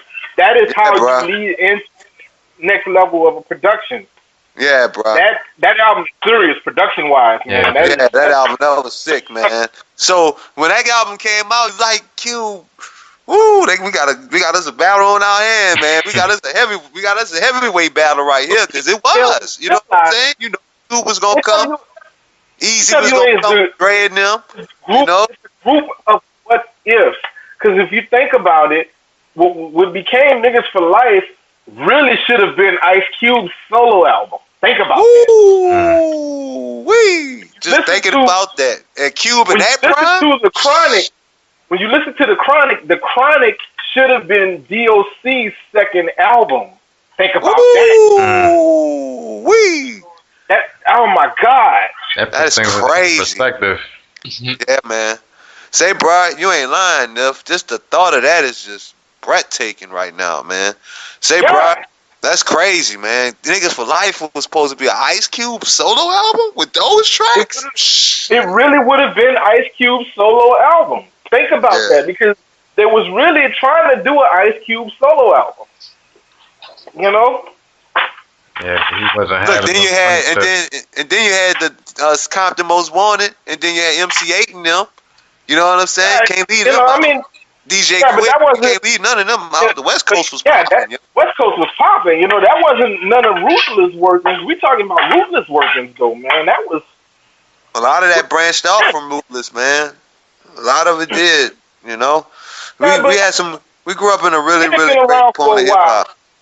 Yeah, 8 had been around for a while, bro. You know, a lot of them cats had been around for a while. King T, you know, all them cats is out of Uncle Jam's army and stuff. So, you know, but they all ran in the same circles. You know, DJ Pooh and Dr. Dre has been running in the same circles forever. You know. Yeah. So, yeah. I mean, go back and listen to Easy album. You know, yo, Dre, what the damn drum machine? I left him with Pooh. You know. Yeah. Hey, man, they got a lot of. We grew up in the finest era of hip hop, man. I think, and see, but this Messenger tape, man. You know, with those type of tracks, you had to come like that. You had to come like from a real hip hop standpoint of view, not old school. I wouldn't necessarily call it old school. You know, some people referred it to being old school hip hop, but they got it misinterpreted. I think it's real hip hop. You know what I'm saying? I was telling them about Y94, bro, back in the day. The who? Y94, AM94, all hip hop back in the day. Before these 24-hour rap stations, we had it. Yeah, we had it, bro. That was David D was on that, right? Oh, that was before David D was on Q93. Yeah, David D was a Q. That was before that, and before they went full blown all hip hop, they would have at 8 o'clock at night the Rap Power Hour. You know, and they would be bumping like Biz Markie and Shantae and stuff like that. Yeah, that's right. You sure is right. Sure is right. So I'm a little bit older than you are, you know. Damn. But I was on it though. I know what you're talking about. I remember that. I'm turning 40 next year, so I'm embracing my age. I'm good with it. I mean, congratulations, you made it this far. Hell yeah. I'm still the youngster, man. I'm getting up there too, though. Shit. Hey, we all are. Yeah, we all are, man. That's right, bro. You know, but it's all good, man. I'm feeling the love that we're getting for this tape though right now, man. Like it's good to talk to people who are just generally excited about the music. Like you guys just sound so excited and happy, you know, especially, you know, with this final product, and it's real good to hear you guys talk like that. Absolutely. You know, it's very refreshing, and like, you know, the project to me, it definitely catches a vibe. Like even you know, from the production standpoint to you actually talking about things on there, but still flipping the flow. Like the flow doesn't sound outdated or old school at all. And then, right. You know, even down to like the spoken word, it kind of took me back to, you know, like how the Roots used to have on their albums and stuff like that. Yeah. So and it all kind of fit and kind of just reminded me of a time, but it's still kind of updated as well. And you know, it's interesting how you say, you know, you didn't really put the pad to the pen. You just let it all come out. And I guess like one of my favorite joints is it was Right Message, Wrong Messenger. You like that joint, man? Yeah, the way the hook was, it was just real clever and creative. Like I like that song too. Like that's my favorite song on the album, and I want to shoot a video for it. Okay. And look how the video gonna be. I'm gonna give you the video right now. We're gonna shoot the video like y'all remember Belly, right? Mm-hmm. And how DMX was going to kill the messenger at the end of the movie. Oh. That's how this video is gonna be set up. I'm already my little homie matter of fact, little Popeye. He be shooting videos. He said, man, I want to shoot that video, Paul. I want to shoot that video, man. That video going to be hot. So and we got Trav and we got George. We got all the cameras, man. We're going to get it done. We're going to get it done. That video going to be crazy. That's what's up, man. And that's also, isn't that like a similar title to the one that you were thinking about, Nif, originally for these beats that you were working on for like a particular instrumental album too? Man, I'm notorious for this, okay? And like one of my homies would joke about it. He's like, bro, we'll get a solo album from you when Dre drop his or when D'Angelo drop his. and that was funny because because every time I would think to do an album, because like I said, I used to rap too. Every time I get these beats together, yada yada yada, I end up giving them to somebody. And I gotten to the point, I'm like, okay, I really need to do it. And I've been working on the concept of, Killer Messenger, since about 98, 99, you know, and I started and stop it. And I just decided, well, you know what? I'm going to just make this an instrumental album. Fine. So I started gathering all these beats. I saying, I'm going to go through my archives. I'll probably do one or two new ones, but I'm mainly just make it an instrumental album, you know? Right. The message would be the music itself. Fine. So after, you know, Shaw did the Blacknificent cut, and we cool, and he started talking to me, and he's like, bruh, he's like, you know, I really have this idea, you know, for like a right message, wrong messenger. And I'm like, what? And I'm like, no, wait, you know, and it just hit me. And I'm like, because I never told him anything what I was doing with that. And I'm like, it just hits right up where I was going. And I'm like, oh, man, this is meant to be. This is really meant to be. So once again, I scrapped that damn album. Here we go again. But I'm so happy I scrapped that album. So we good. Yeah. Yeah, man. It was dope, man. It was like, wow, we sent me the tracks, man. I got on the road and rode to New Orleans, man. And shit, I popped them tracks in, boy. The first track I heard was the intro track. I got hype. I was like, man, I started jumping up and down in my seat when I was on I-10, man. Riding down the highway, like, yeah. You know, start freestyling to them and stuff. And I was just like, yeah, that bitch raw. And then I heard the Don't Shoot the Messenger track, the boom, boom, boom, boom. It was just a groove to me. That really caught me because all I kept hearing was, don't shoot the messenger. Just doing a job. And I kind of composed that one in my head the way I kind of spit it, but you know, it just came off, man. It came off when I got in front of it, and it's back out here. Got to the studio, sat in front of it, was able to do it. Then that right message, wrong messenger. Psh, I'm gonna be honest with you. I don't know where that one come from. I know it was in three. I know it was within the 3 records I did. The first 3 that I did, because it was Just, Don't Shoot the Messenger, and Right Message, Wrong Messenger. Man, those the first 3 I did out of all of them. When he did Just, though, Just was like a game changer, man. Yeah, Just. There's an origin to the track for that. You know, I did that track in a hotel room right after Katrina hit. So everything is going crazy in this aftermath. You know, my oldest son at the time was what? When Katrina hit, he was 5 months. So he's talking like a 6-7-month-old toddler. And I'm sitting there in this hotel room, and I'm watching him, my wife, and my wife's sister sleep, right? And I just started just banging, just grabbing the MP because I had, you know, I grabbed what I could. And I had my MP, and I just started just hammering it out. And that all my emotion that I was feeling at that time is in that beat, you know? And what Sean did with that, he took that to a whole different, it's a different level, but it's the same emotion, you know? And like I said, that song, that's one of my favorites, man. That is one of my favorites. I love what he did with that. Man, I did that Just. I was like, psh, it's going down now. Because I felt like that was a big record. If that record didn't come out right, then, you know, it was going to set the tone for everything else, the direction of how I was going to feel about it. But once I did Just, and I did both of them verses, I was like, okay. It's on now. Yeah, you was floating on that track. Yeah, that track dope, man. I never rapped like that on the track before, ever. I never rapped on a track like that at all, ever in my career. None of it. But it was definitely different, and it came off.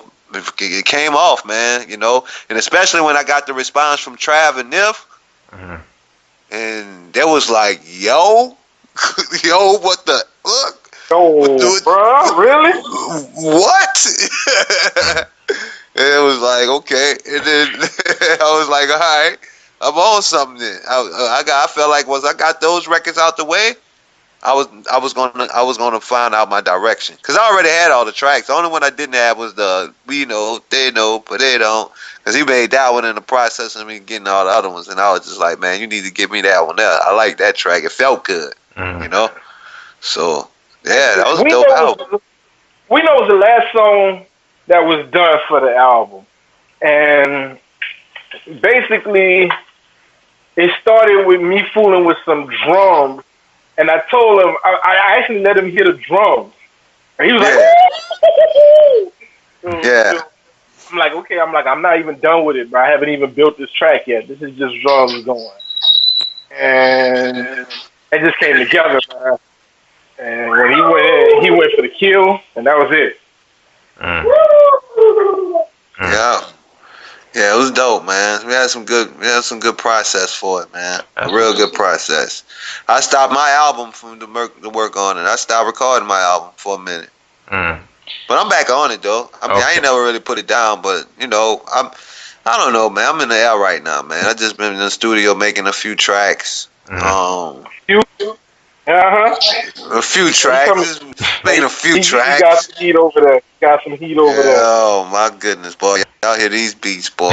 Like some man.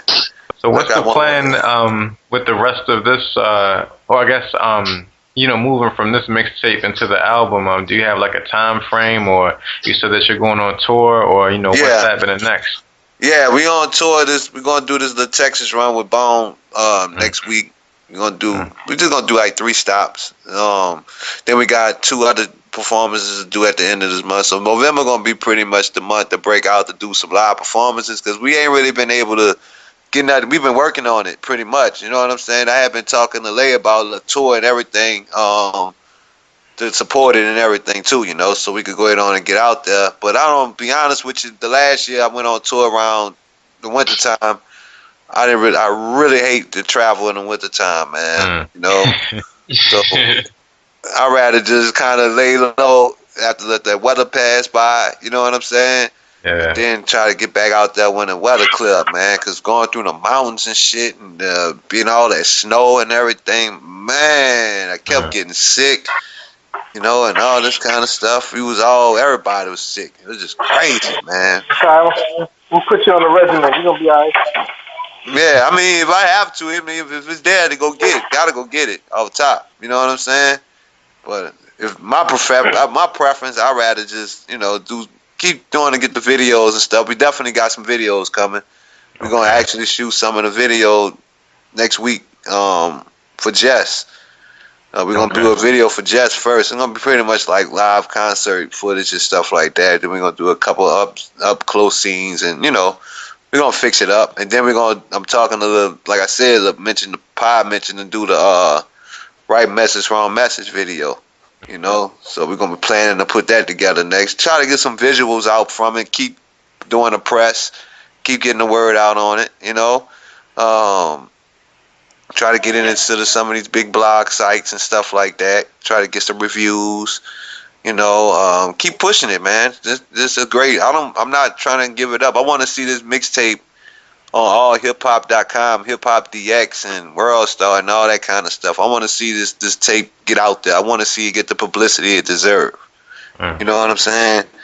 And we appreciate y'all. You know what I'm saying? Sitting down with us and putting us on y'all little gig right here, man. Y'all little podcast, man. We really appreciate this, man. You know, no doubt, man. We appreciate y'all. Yeah, absolutely.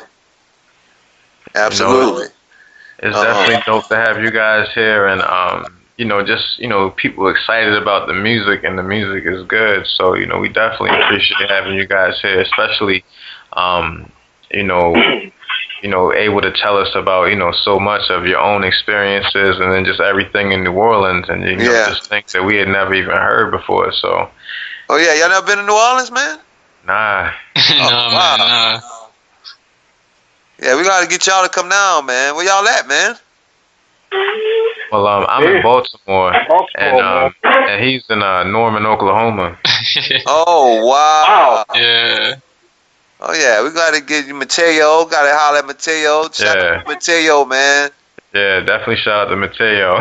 That's my dude there, man. Really good guy, man. Got a lot of love and respect for Mateo, man. I had helped him out, man. He reached out to me on Twitter and was just like, "Yo, I'm writing this piece on Bone Thugs and Harmony. I just wanted to see if we get a chance to chop it up. I want to get you. I'm talking about you and your album and project with Layzie Bone." I'm like, "Yeah, absolutely." And I don't really holler at nobody on Twitter like that, man. You know what I mean? You get so many spam mail, you know what I'm saying? All type of different things. But someone had me to reach back out to Mateo, and I reached back out to him, talk with him, and we planned to talk on the phone. I gave him my number. He reached out, and we just kept building from there, man. At the time, he was putting some things together, so, he wound up getting that Bone piece together, and shit, it so happened one night when it just came out, I was sitting with Lay. He had came down to Houston.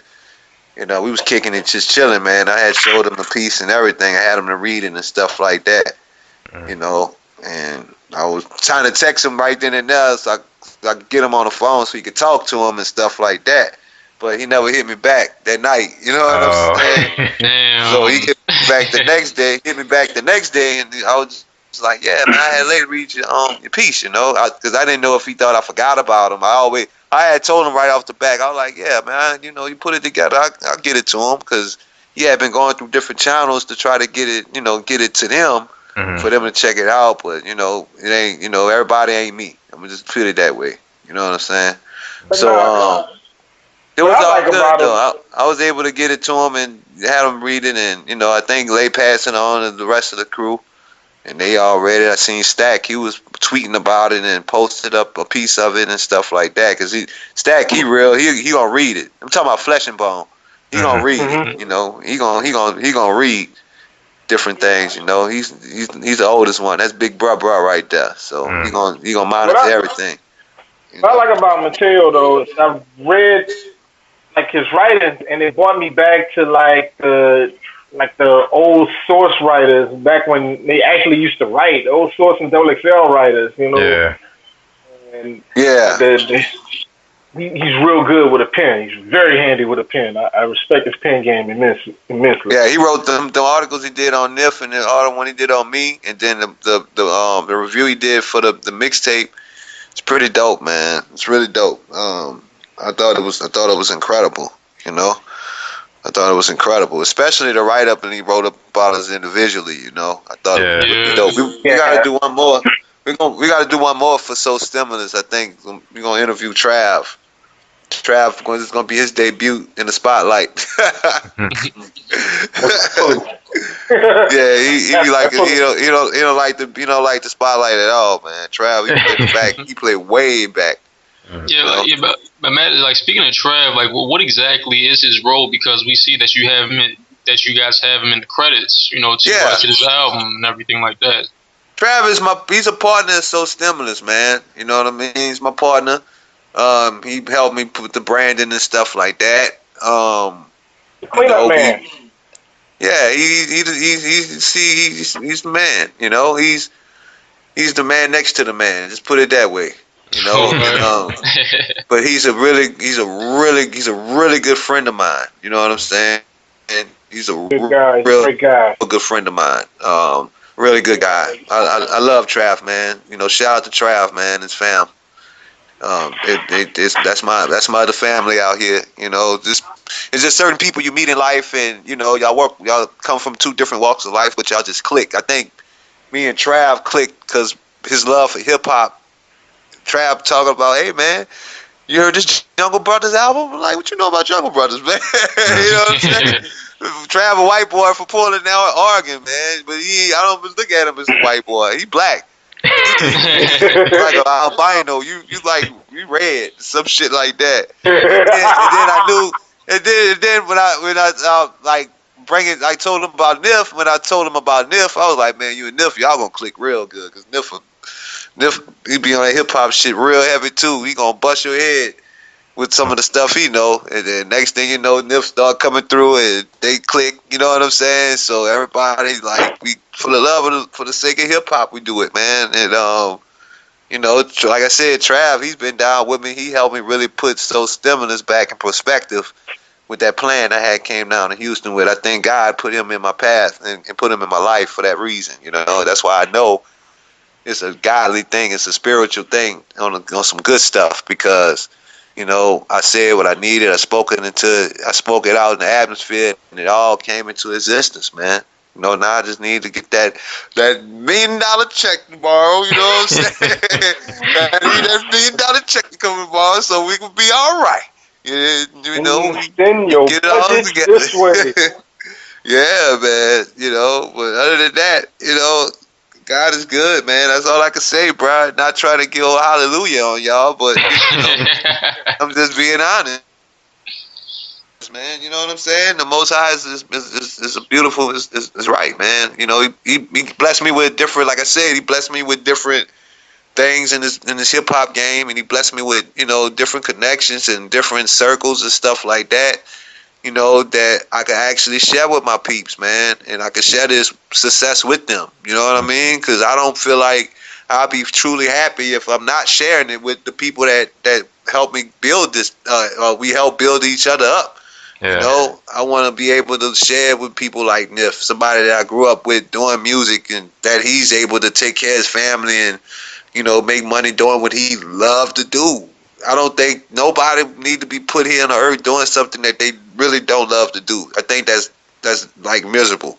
You know what I'm saying? I think people need to do what they love to do and get paid for it. The Bible says your gift make room for you. You know? And that's what we have. We really got real gifts, you know what I mean? And I want us to make money doing what we do instead of having to go. I do insurance now, you know, been doing insurance now for 3 years. You know, I got my license within a year, so doing it. So I do that in the daytime, out here in Houston, out here in Texas, There ain't really the scene out here is really not like Atlanta. That's why I'm actually planning on getting back out there right now, because it's more of musically and climate. Like, I could go out there and probably get into a situation and get a budget where I ain't got to really do, I could sell insurance on the side, but you know what I'm saying? Yeah. I'm making money doing these dudes' albums and stuff, and I want to be able to get back around that type of atmosphere, because when I was there before, when I was just running in the industry, I just didn't have all of my business together. If I had what I have now set up back then, oh yeah, I'd be on right now. I'd be all over the place. It'll be really happening. But everything happens for a reason. Things, yeah, and it, I think everything takes us to the next journey. Absolutely. I agree, and that's what I'm saying. That's what I'm trying to get at. It's just like that out here, but I want to see all of us doing what we love to do. Every time I go by Trav and I look at him, he's one of those type of people that really shows like, man, I hate doing this shit, man. I don't like doing this shit, I hate going to work for this person. And then, Trav, you really need to do what you love to do, Yeah.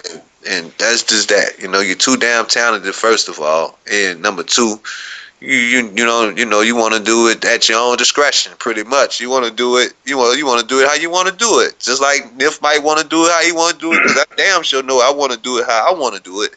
Yeah. You know what I'm saying? And we have those type of talents to do it, and we just trying to, ain't trying. We getting there. I think every day is a progress. Everything is a step forward with what we doing with this project. I'm always working on something, trying to get it out there. I know Nif doing this thing, and we all just trying to make avenues and build opportunities for it to go on and take a set place in hip hop, man, because it definitely need to be heard. Yeah. And right now, the thing is, right now, is to get this project in as many hands as possible. Yeah, so, I think my biggest goal. Pass it on, man. Pass it on to everybody. We definitely will. Look, I think the biggest goal, when I would fully feel like, oh yeah, we really on, is when we sit down with Sway in the morning talking about this project, man. Because somebody like Sway is a hip hop head. He done been through he done interviewed everybody. He's a pioneer. He knows hip hop, and I really believe like somebody like Sway gonna hit his album and gonna be like, yo, this is a dope album. This is a really dope album, and I'm gonna really give it his props that is due, because I really, and people everywhere across the country gonna love it too, because it's real hip hop, man. Yeah. Give me one bad reason why you would not like this album. That's all I need to know. If you give me one reasonable reason why you shouldn't like this album, then I might agree with you. Then I might not agree with you. I still don't want to agree with you. I think it fits. I think it fits with some of the good music that's actually out now, but then it's different enough too to set you apart as well. But that's the definite. And see, that's the whole thing. That's the whole picture, man. You just laid it out. You're a very smart dude, man. For real. For real, man. You're a very smart dude, bro. Like, for real. I'm like that, man. I like that, bro. And that's real, man.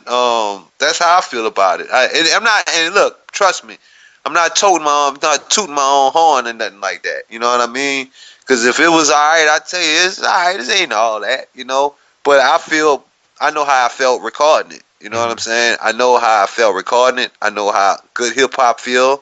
I know the message that's in it. I know that it's urgent to be heard. I think it's a right now album, and I'm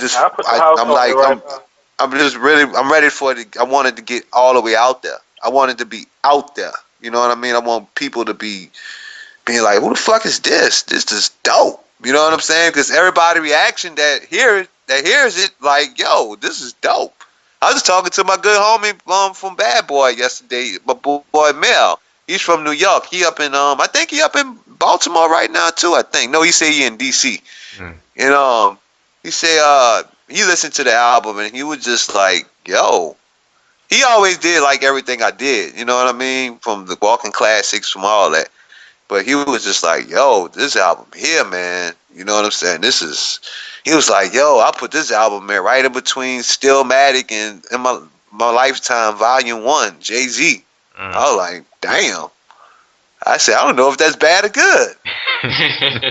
You know? He was like, nah, it's good, man. He was like, it's good. It's on that level. And I'm like, that's dope. That Nas and Jay-Z right in between, that's pretty dope. You know what I'm saying? And and his opinion kind of mattered to me more than anybody because he's from New York.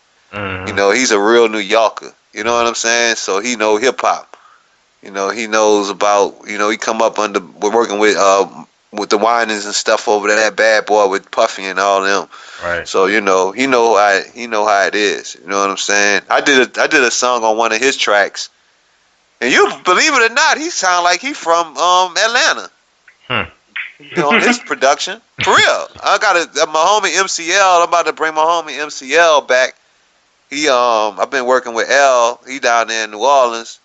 MCL. I'm trying to pull him back in the mix right now. I got him on this record. Actually, he's gonna be on that track that Mel did. He put a verse on it. I'm waiting for him to send it to me now, so I can mix it down and leak it out there. I'll probably Nif break this one and put it out there.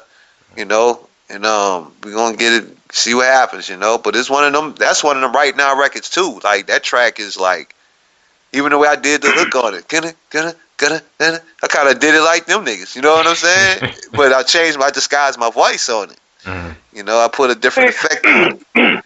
And that's what it's gonna be good with us because I mean, for the most part, like I told y'all before, as far as me producing, I play a lot of different styles or whatever. But my production is basically it's boom bap oriented, you know.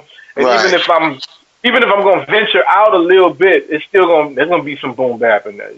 Right. Kicks and snares gonna beat you in the ass. So, you know, we got the best of both worlds, and there's no way you can stop that, you know. Yeah, absolutely. So we bring in they bring us their budget, man. And then me and Nif, when we get, like I said, we could be studio rats, man. I'd rather be a studio rat than be a club rat. You know what I'm saying? I'd rather be in the studio and bring the club to the studio if I had to. You know, you know what I'm saying? Yeah. But other than that, too old for the club shit, bro. I'm getting too old for this shit. Man, it be like that sometimes, man. They want to come to the studio. So about that damn studio. You gotta think about it though, bro. You know, I've been in and out of clubs since about 15. You know, and like I said, I'm turning 40 next year, and I don't care for a lot of the music that's out there, and it's just like, okay, something gotta break, man. Yeah. Something gotta move. Really. Yeah. But we working on it though, man. You know, we just gotta keep making top quality music, and well, that's gonna always happen because me and this brother here, we just love music. You know, we just love it. I thank God for all the good relationships I have out there with the people that's out there. I don't really like doing all of that, you know, running behind nobody because of who they are and stuff like that. But we good, you know. Yeah. Opportunity come, they offered for us to come out, so why not? You dig? You know what I'm saying? Right. And I'm not gonna be I'm always pretty much, I'll be trying to stick to doing my own thing, man. Build my own name up, no matter how hard it gets. You know, I know what I have. Nif know what he have. I know we all have together between me, him, and Trav. You know, and you know we got George now. He's another camera guy. Do some filming and stuff. He's down with us, and you know, we're just building a good team of individuals and put a movement together. And we're just trying to really get a good situation set up for us all, bro, so we could really go full time doing what we're doing, pretty much. And you know, on a day-to-day basis, like it used to be before we all had families and bills and stuff like that. You know. This time out, man. Once I go through this door, I'm breaking that motherfucker up. So we gonna walk through this one and we gonna run it big time. Yeah, and it's gonna be right because we're gonna have our own situation. You know, we're gonna have our own carpet to walk on. You know what I'm saying? We're gonna have our own carpet to step on, bro. And that's the beauty of it. You know, and it's never hard. It's never easy getting it like that, man. You know what I'm saying? Everything is, whoo. You look at the business every day, man. It's so upside down right now, man. There's just so much going on in that game. I get discouraged a lot of times too. Never tell you. But you can't, man. I just saw. I don't know if y'all saw it. That Universal shut down their distribution. Make sure you rate, subscribe, and comment on iTunes, SoundCloud, and Stitcher. That way, our podcast gets higher in the rankings, and we can gain a bigger audience, bring you bigger guests, and keep giving you this great content that we do week after week. With that, let's get into the show. It makes all the sense in the world, man. What they're doing. You know, they're trying to get their money. They've been losing for way too long, and they're trying to figure out ways to get their money. And they realized that loss that they took on iTunes. So now it's like, yeah, we need to figure out how to get in this. So we're gonna set our own division. I bet you a lot of these other labels gonna try to follow, and they're trying to set that same mode that Jay did with Tidal. You know, to try to get some of that revenue back to themselves. Yeah, I mean now it's a free for all, so you can go ahead and take it. Yeah, I knew that business. I knew it was gonna get like that, man. I knew it was gonna get like this, man. Cause you just seen the decline of the record business 10 years ago. Mm-hmm. Yeah, but they did it to themselves, man. There's an old phrase: "Pop will eat itself," and this pop is munching on itself, you know. And that's exactly it. Exactly what happened, man. You got, nobody that's at the top of anything in music anymore has a real music background. They're all businessmen and attorneys. Exactly. So, exactly. And I said that on Facebook. I said, they even got rid of the mountain climber who plays electric guitar. I mean, it's just crazy. It's real though. Yeah, it's the bean counters, and you cannot run anything creative with just bean counters. I'm sorry, it's gonna backfire, and that's why when you look at it now, listen to the radio. Look around. You got a lot of crappy material out. Nothing. You don't have in the past 10 years. I could probably count on both of my hands. Songs that have stood the test of time. Everything else after 3 months, you don't ever want to hear that again, bruh. Yeah.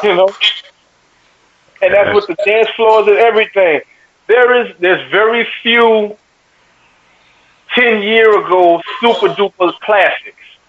But you take it back to the 90s, you take it back to the 80s, you take it back to the 70s and 60s. They're classics, bona fide classics. And right. You gotta blame the bean counters. The bean counters is letting that happen, bro. Oh, it's hot right now. It's hot right now. We're gonna make a few dollars right now. Right. The whole ringtone rap of 06 and 07 and all of that. Once that bust through the door, that stuff survived, Yeah. Chameleon was smart. He was smart about doing what he supposed to do with his money. He had a pretty long career, man. Well, yeah, I mean those cats underground. Right, those cats had careers since the 90s, and Chameleon had found a way to keep. It's like, okay, I can get out of this business and do something else. If I want to rap now, I'm gonna do it because I want to. Yeah. Doing it on my own terms, Yeah, and even with that, he still kept it lyrical. Oh yeah. Yeah, Chameleon, that was dope. Shout out to the homie Chameleon, good dude, man. Yeah. Yeah, and I was good telling dude. you about Paul Wall has a new joint out. That Swinging in the Rain it go hard, bro. It's dope. I hope he get his moment on it, but I don't think he gonna do it because he's in the same rut that we in because we not following this trend. We not softening. Yeah. We not. Future killing it right now. Yeah. Future Future killing it right now. I like some of Future music though. He's not you gotta just accept it for what it is, and you know, it's definitely a club banger. Yeah, but outside of the club, do you find yourself? Yeah, I gotta hear this. I gotta hear this to make my day go better. No. No. You see what I'm saying? Not like that. And that's the difference between, you know, and maybe I'm just old fogey and I'm just living back in the days, but, you know, the music that we came up on, man, it's like I had to hear this. I need this music, you know? This is something. I'm going to tell you who album I've been feeling like that about lately. I've been tweaking really like that Big Crit mixtape that is Better This Way. That's a dope tape. I'm really a huge Big Crit fan, man. I would love to work with him, man. For real. Like, dude is dope. When you talk about Crit, once again, you're talking about somebody that came off of that same tradition. You see what I'm saying? Yeah. Back down to that. You know, even with the audience Crit have, just like his new mixtape said, I like that song. I like everything that he talking about on there because he talking about that. You know what I mean? He talks about that. He always did talk about that, you know, like not being on but not being on, not being recognized. You know what I'm saying? Is how great he is. But his fan base is loyal. His fan base is solid. He got real like hip hop heads, real street dudes who feel him. Like, you know, I guess he don't fit in with that because he's not about to be wearing no tight jeans and, you know, going with the whole image type thing. You know, I would really lose me if he was to do that.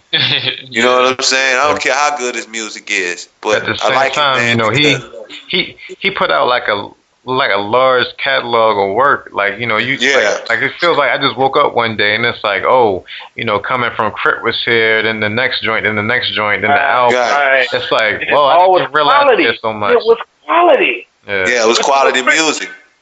Crit, you know, basically he was raised off of UGK and Banner, you know, and once again, you deal with that era, you know. Yeah, Crit was from Meridian, Mississippi, man. I used to be out there with Carl back some years ago, man. I'm surprised I never met him, but he's dope. Crit really dope, and he getting better and better every project. You know what I'm saying? And he keeping it him. He keeping it him. You know, I remember they booed that dude in New York, man. When I first saw a video of him, he was up there doing this single, and they booed that dude, man. You know what I'm saying? They literally booed him. It was on video on World Star and everything, man. Yeah, I he booed that. Big Crit. You remember that? Yeah, but they booed Outkast too, and yeah. With New York, you know, but shit, they gotta respect Crit right now, man. Crit dope, man. You know, and I wouldn't advise him to do nothing different. You know? Oh man, just pushing. Yeah, keep pushing. I would love to work with him, man. He's really dope. Sean. But you mean to tell me, bro, that you ain't gonna put that dress on, bro? Yeah, go to hell. You gonna put that dress on and hit the choir, bro? Shit. You ain't talking about me, you talking about them other cats. Oh man. I can't do that, dog. I would never do that shit. I'll come out there in a 3-piece tuxedo before I do that. With a tail. With a Jimmy. You know what I'm saying? Nigga, I'll come out there, nigga, like I'm ready to get married to the microphone. I'll come out there in a 3-piece tuxedo. Shit, people will never come at me like that, man. And you know what else, too? I have no problem with gay people, man. You know what I'm saying? I work with a guy, he's gay. You know, I just actually start work. We just opened up our new office, and he's gay. He's a young dude, but he's gay. But he's cool as a fan, man. I deal with him. I treat him just like a dude. You know, I don't treat him no different. I don't have no complex around him or nothing like that. But I know he's gay. You know what I'm saying? And he act like a girl, but you know, but he's a cool dude. Bro, he's a really cool dude, man. Is that as long as you understand me, I understand you, we respect our boundaries, we cool, bro. You know, and I've met a lot of people. I have family members. I've have friends that are gay, and I'm cool with it. I'm probably one of the most liberal people that I'm all for gay rights. I'm all for you. Do you? You know, just let people be, man. Let these people do what they're gonna do. But man, some of y'all rappers, bro, y'all.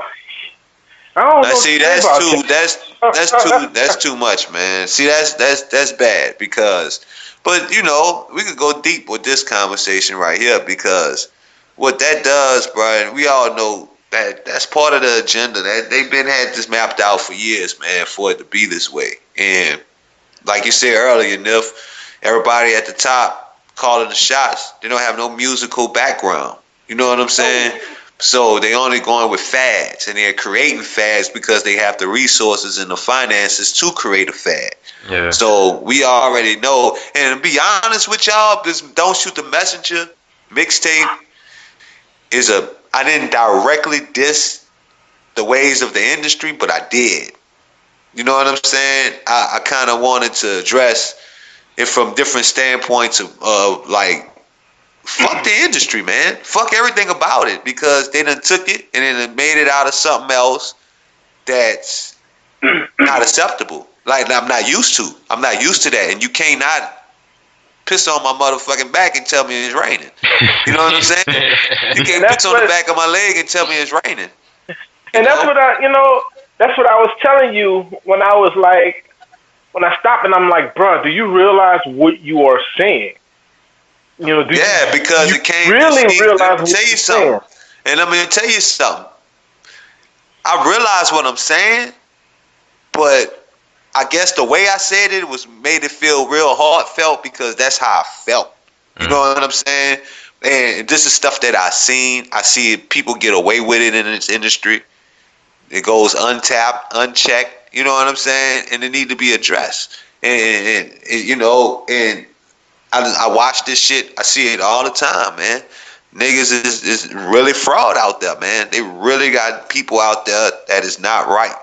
You know, they got people out there that do things to be seen. They do it for attention. They do it for motives. They do it for their own personal gain. They only do it and they don't care. I feel like if you this big old slime ball ass person, you got this slime ball ass mentality, and when you broke, well then when you get money, you're just gonna be the biggest fucking slime ball.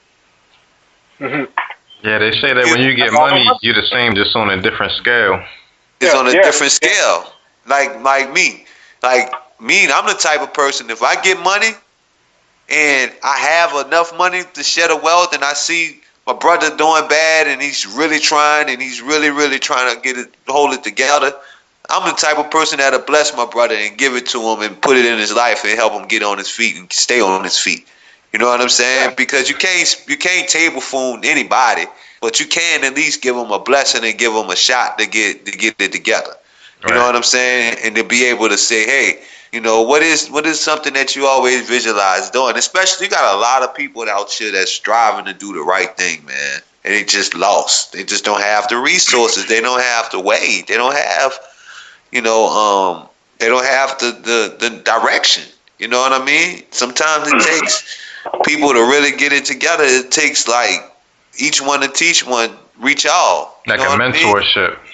Exactly. Yeah. So that's what this Don't Shoot the Messenger tape. And that's the whole order of it. I've always been that way, man. If I know something and you're willing to learn it, I'm gonna teach it to you. You know, it ain't about that. Well, you know, you break me off this here, I'm gonna show you. No, bro, come on, learn what I got. You know. But you got a lot of people out there that's like that, though. You There's know what I'm a saying? whole lot of people that's like that, bro. And you know, everything is hustle. hustle, and about making $1, you know. And I think that's why God blesses those people like us, you know what I mean, that's always willing to each one teach one, reach all. You know what I'm saying? Because that's the whole persona of how I operate in this business, man. I sit down and talk to a young artist that's trying to come up. They always come up to me all the time. And, you know, I talk to them about the business side of it, what they need to know. And you got a lot of talent, man, but you need this and you need that. And you need this and you need that. And you need to focus on this. And I inspire so many got dudes that's doing their thing. Even my little cousin, he doing this thing. I always told other niggas, man, stay with it. Keep doing what you're doing, you know. And maybe one day we'll link up or whatever. But I always knew that it was certain things that I had to experience on my own and not and do it by myself, you know, and go through things on my own.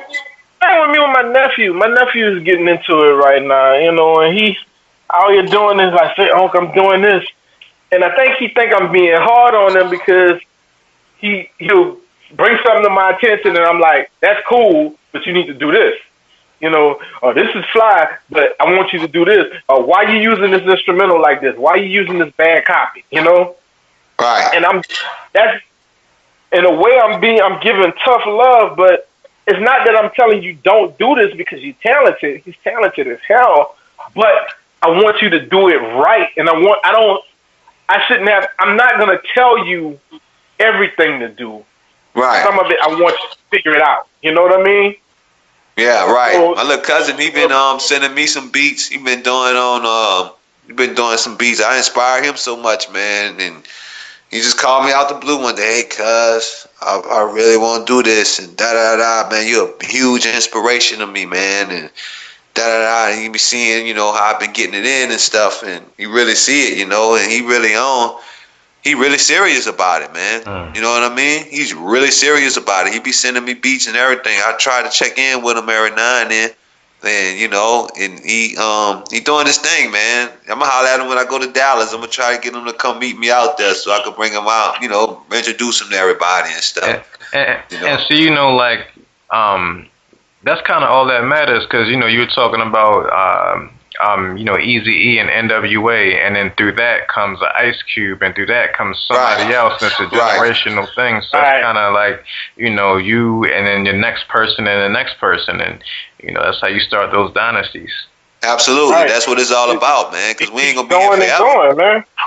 We ain't gonna be. We're not gonna be here forever, man. You know, so we can be here forever though. Yeah. And by what we in the music we make, they'll always live forever. Tupac ain't going back.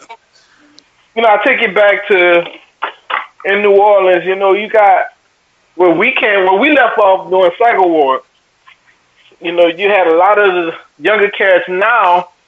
You know, they'll come up to me. They'll go up to EF. They'll go up to Rosin. It's like, oh, like believe it or not, we came up off of y'all. You know, I remember when I went and bought you. Oh, my cousin bought your tape, and I used to listen to it with my cousin all the time, bruh. And, you know, these little kids, they look up to us like, man, y'all the OGs now. And it's the same way that, hell, I used to, when Manny was up in the 7th Ward, I used to look up through his window, see what he's doing while he practicing and playing on stuff, you know. I'm walking down in Uptown 39, walking down the Parkway, and you hear everything banging out of KL and them, man, the same thing, you know, it's just in a different way. The same way them cats influenced me, you know, I've influenced somebody else. And that's the blessing, man. People don't see that, but that's actually a blessing to have some kind of influence on people. And that's why when Sean did the Blacknificent song, it meant so much to me. Because of that. Yeah, and I always wanted to show him that, you know, I'm still alive and kicking, and I'm living a dream, man. You know, I'm hanging around artists that I grew up in the studio listening to. I'm hanging around artists that you put me on to. You know what I'm saying?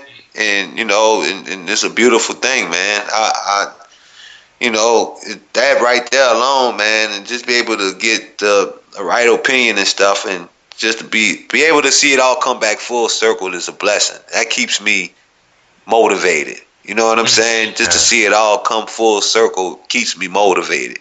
You know, and be able to pull it all together and be able to do something that I love to do with the people that I really love to do it with.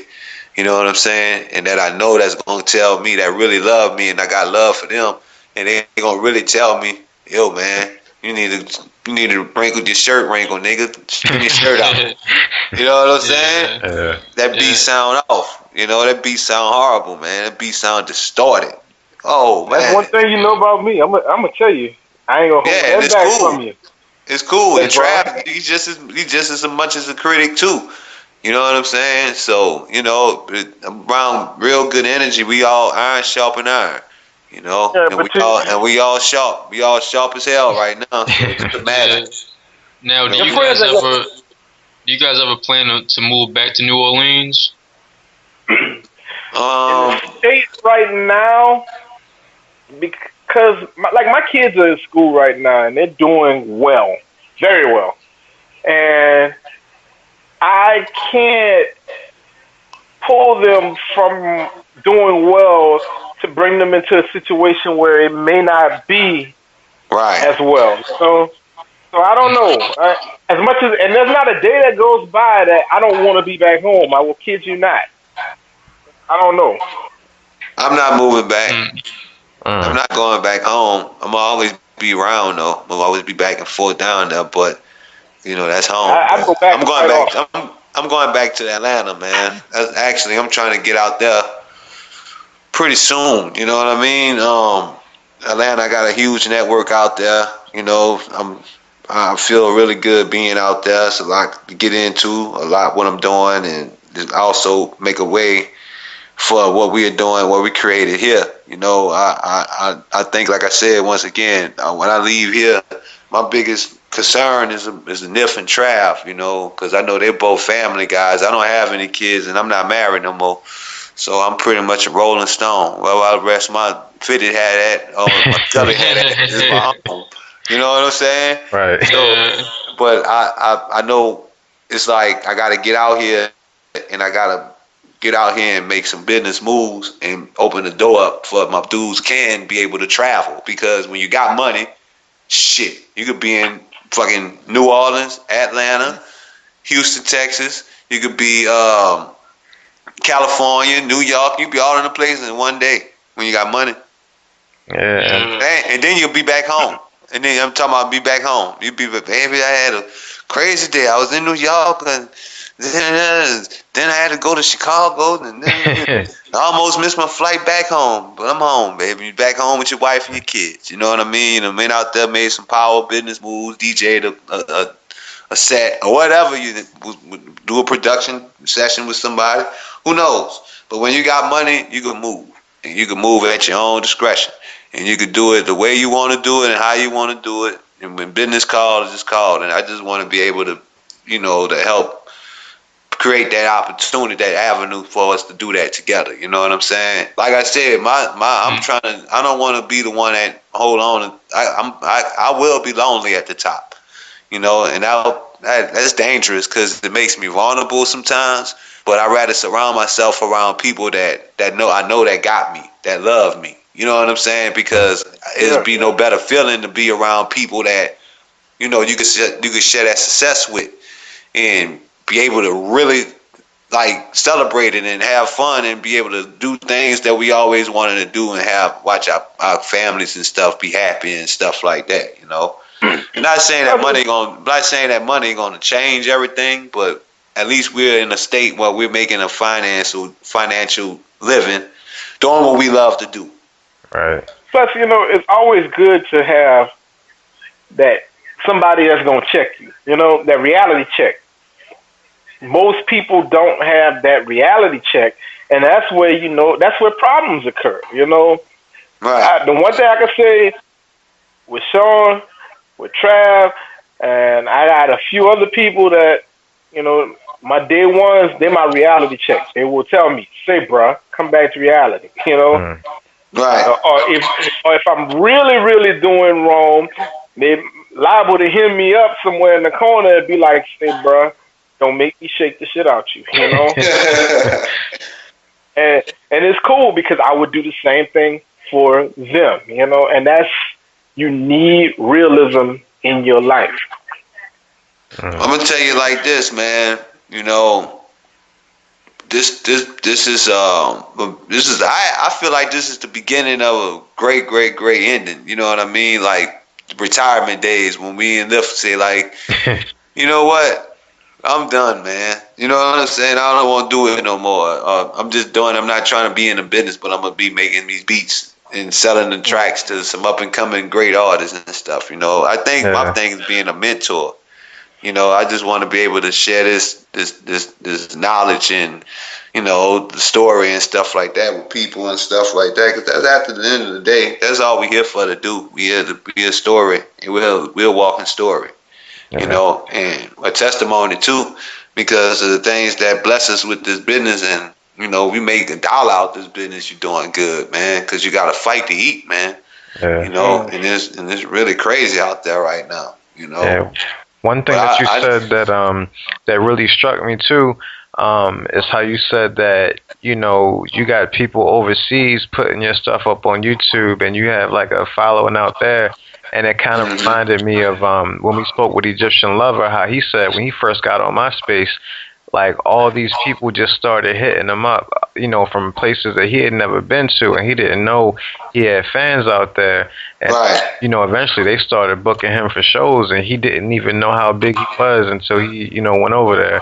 So, you probably have a whole other vast, opportunity out there in Europe and Asia and everything too.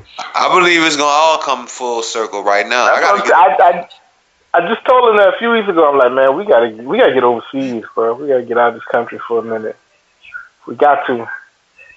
Yeah, we gotta definitely get over that, man. I believe all that's about to happen. Yeah. All that's about to happen because we're moving. And when you're on the move, things happen. You know what I'm saying? Everything comes like full circle. And like I said, once again, once we get what we're going with everything, it's going to open up a lot of different avenues for us to expand. And, like we might wind up doing another Don't Shoot the Messenger Part 2. Who knows? Might do a sequel to it. Who knows? But I know once you get out there and the people accept it for what it is, they're going to really appreciate it and they're going to want to hear more from us. You know what I'm saying? Nif going to always be there. That's the DJ. I always got a huge respect for the DJ. Right. And, we putting the show together right now that we're going to do on tour. And I'm excited like crazy about it, man. So I'm a great performer. I like to perform, I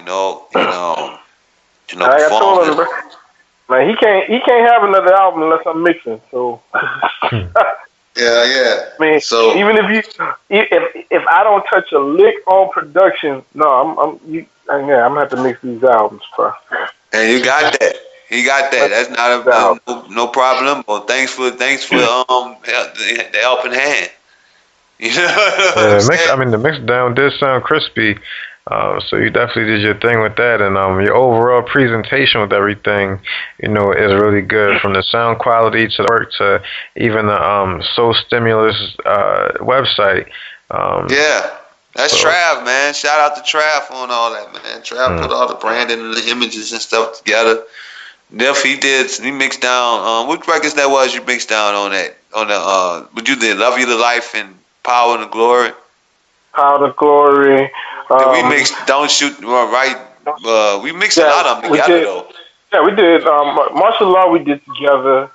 Right Message, Wrong Messenger. The intro and La La, they were 2 tracks already. Right. Me and Trav mixed La La down in Logic. Yeah. Me and Trav mixed La La down in Logic. And I did Jess. Me and Trav mixed down Jess. Mm-hmm. And Don't Shoot the Messenger. But you put the scratches on there. Them some dope ass records, man. That's some dope ass records, bro. Them records dope. That's some dope hip hop records, man. If I don't do another album, I'm happy with Don't Shoot the Messenger. No, but we're definitely looking forward to Classic Status, and everybody out there who hasn't checked out Don't Shoot the Messenger, definitely check that out. You guys got anything to plug? Your websites and your Twitter and your Instagram and all that? Yeah, you go to the website soulstimulusent.com. I'm on all over the place. Twitter, Gsta_G. Facebook, the official Gsta fan page. Sean Gsta Self.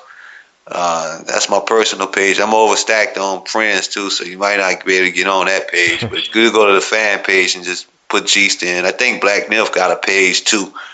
On I am Blacknificent everything. BLAKNIFICENT.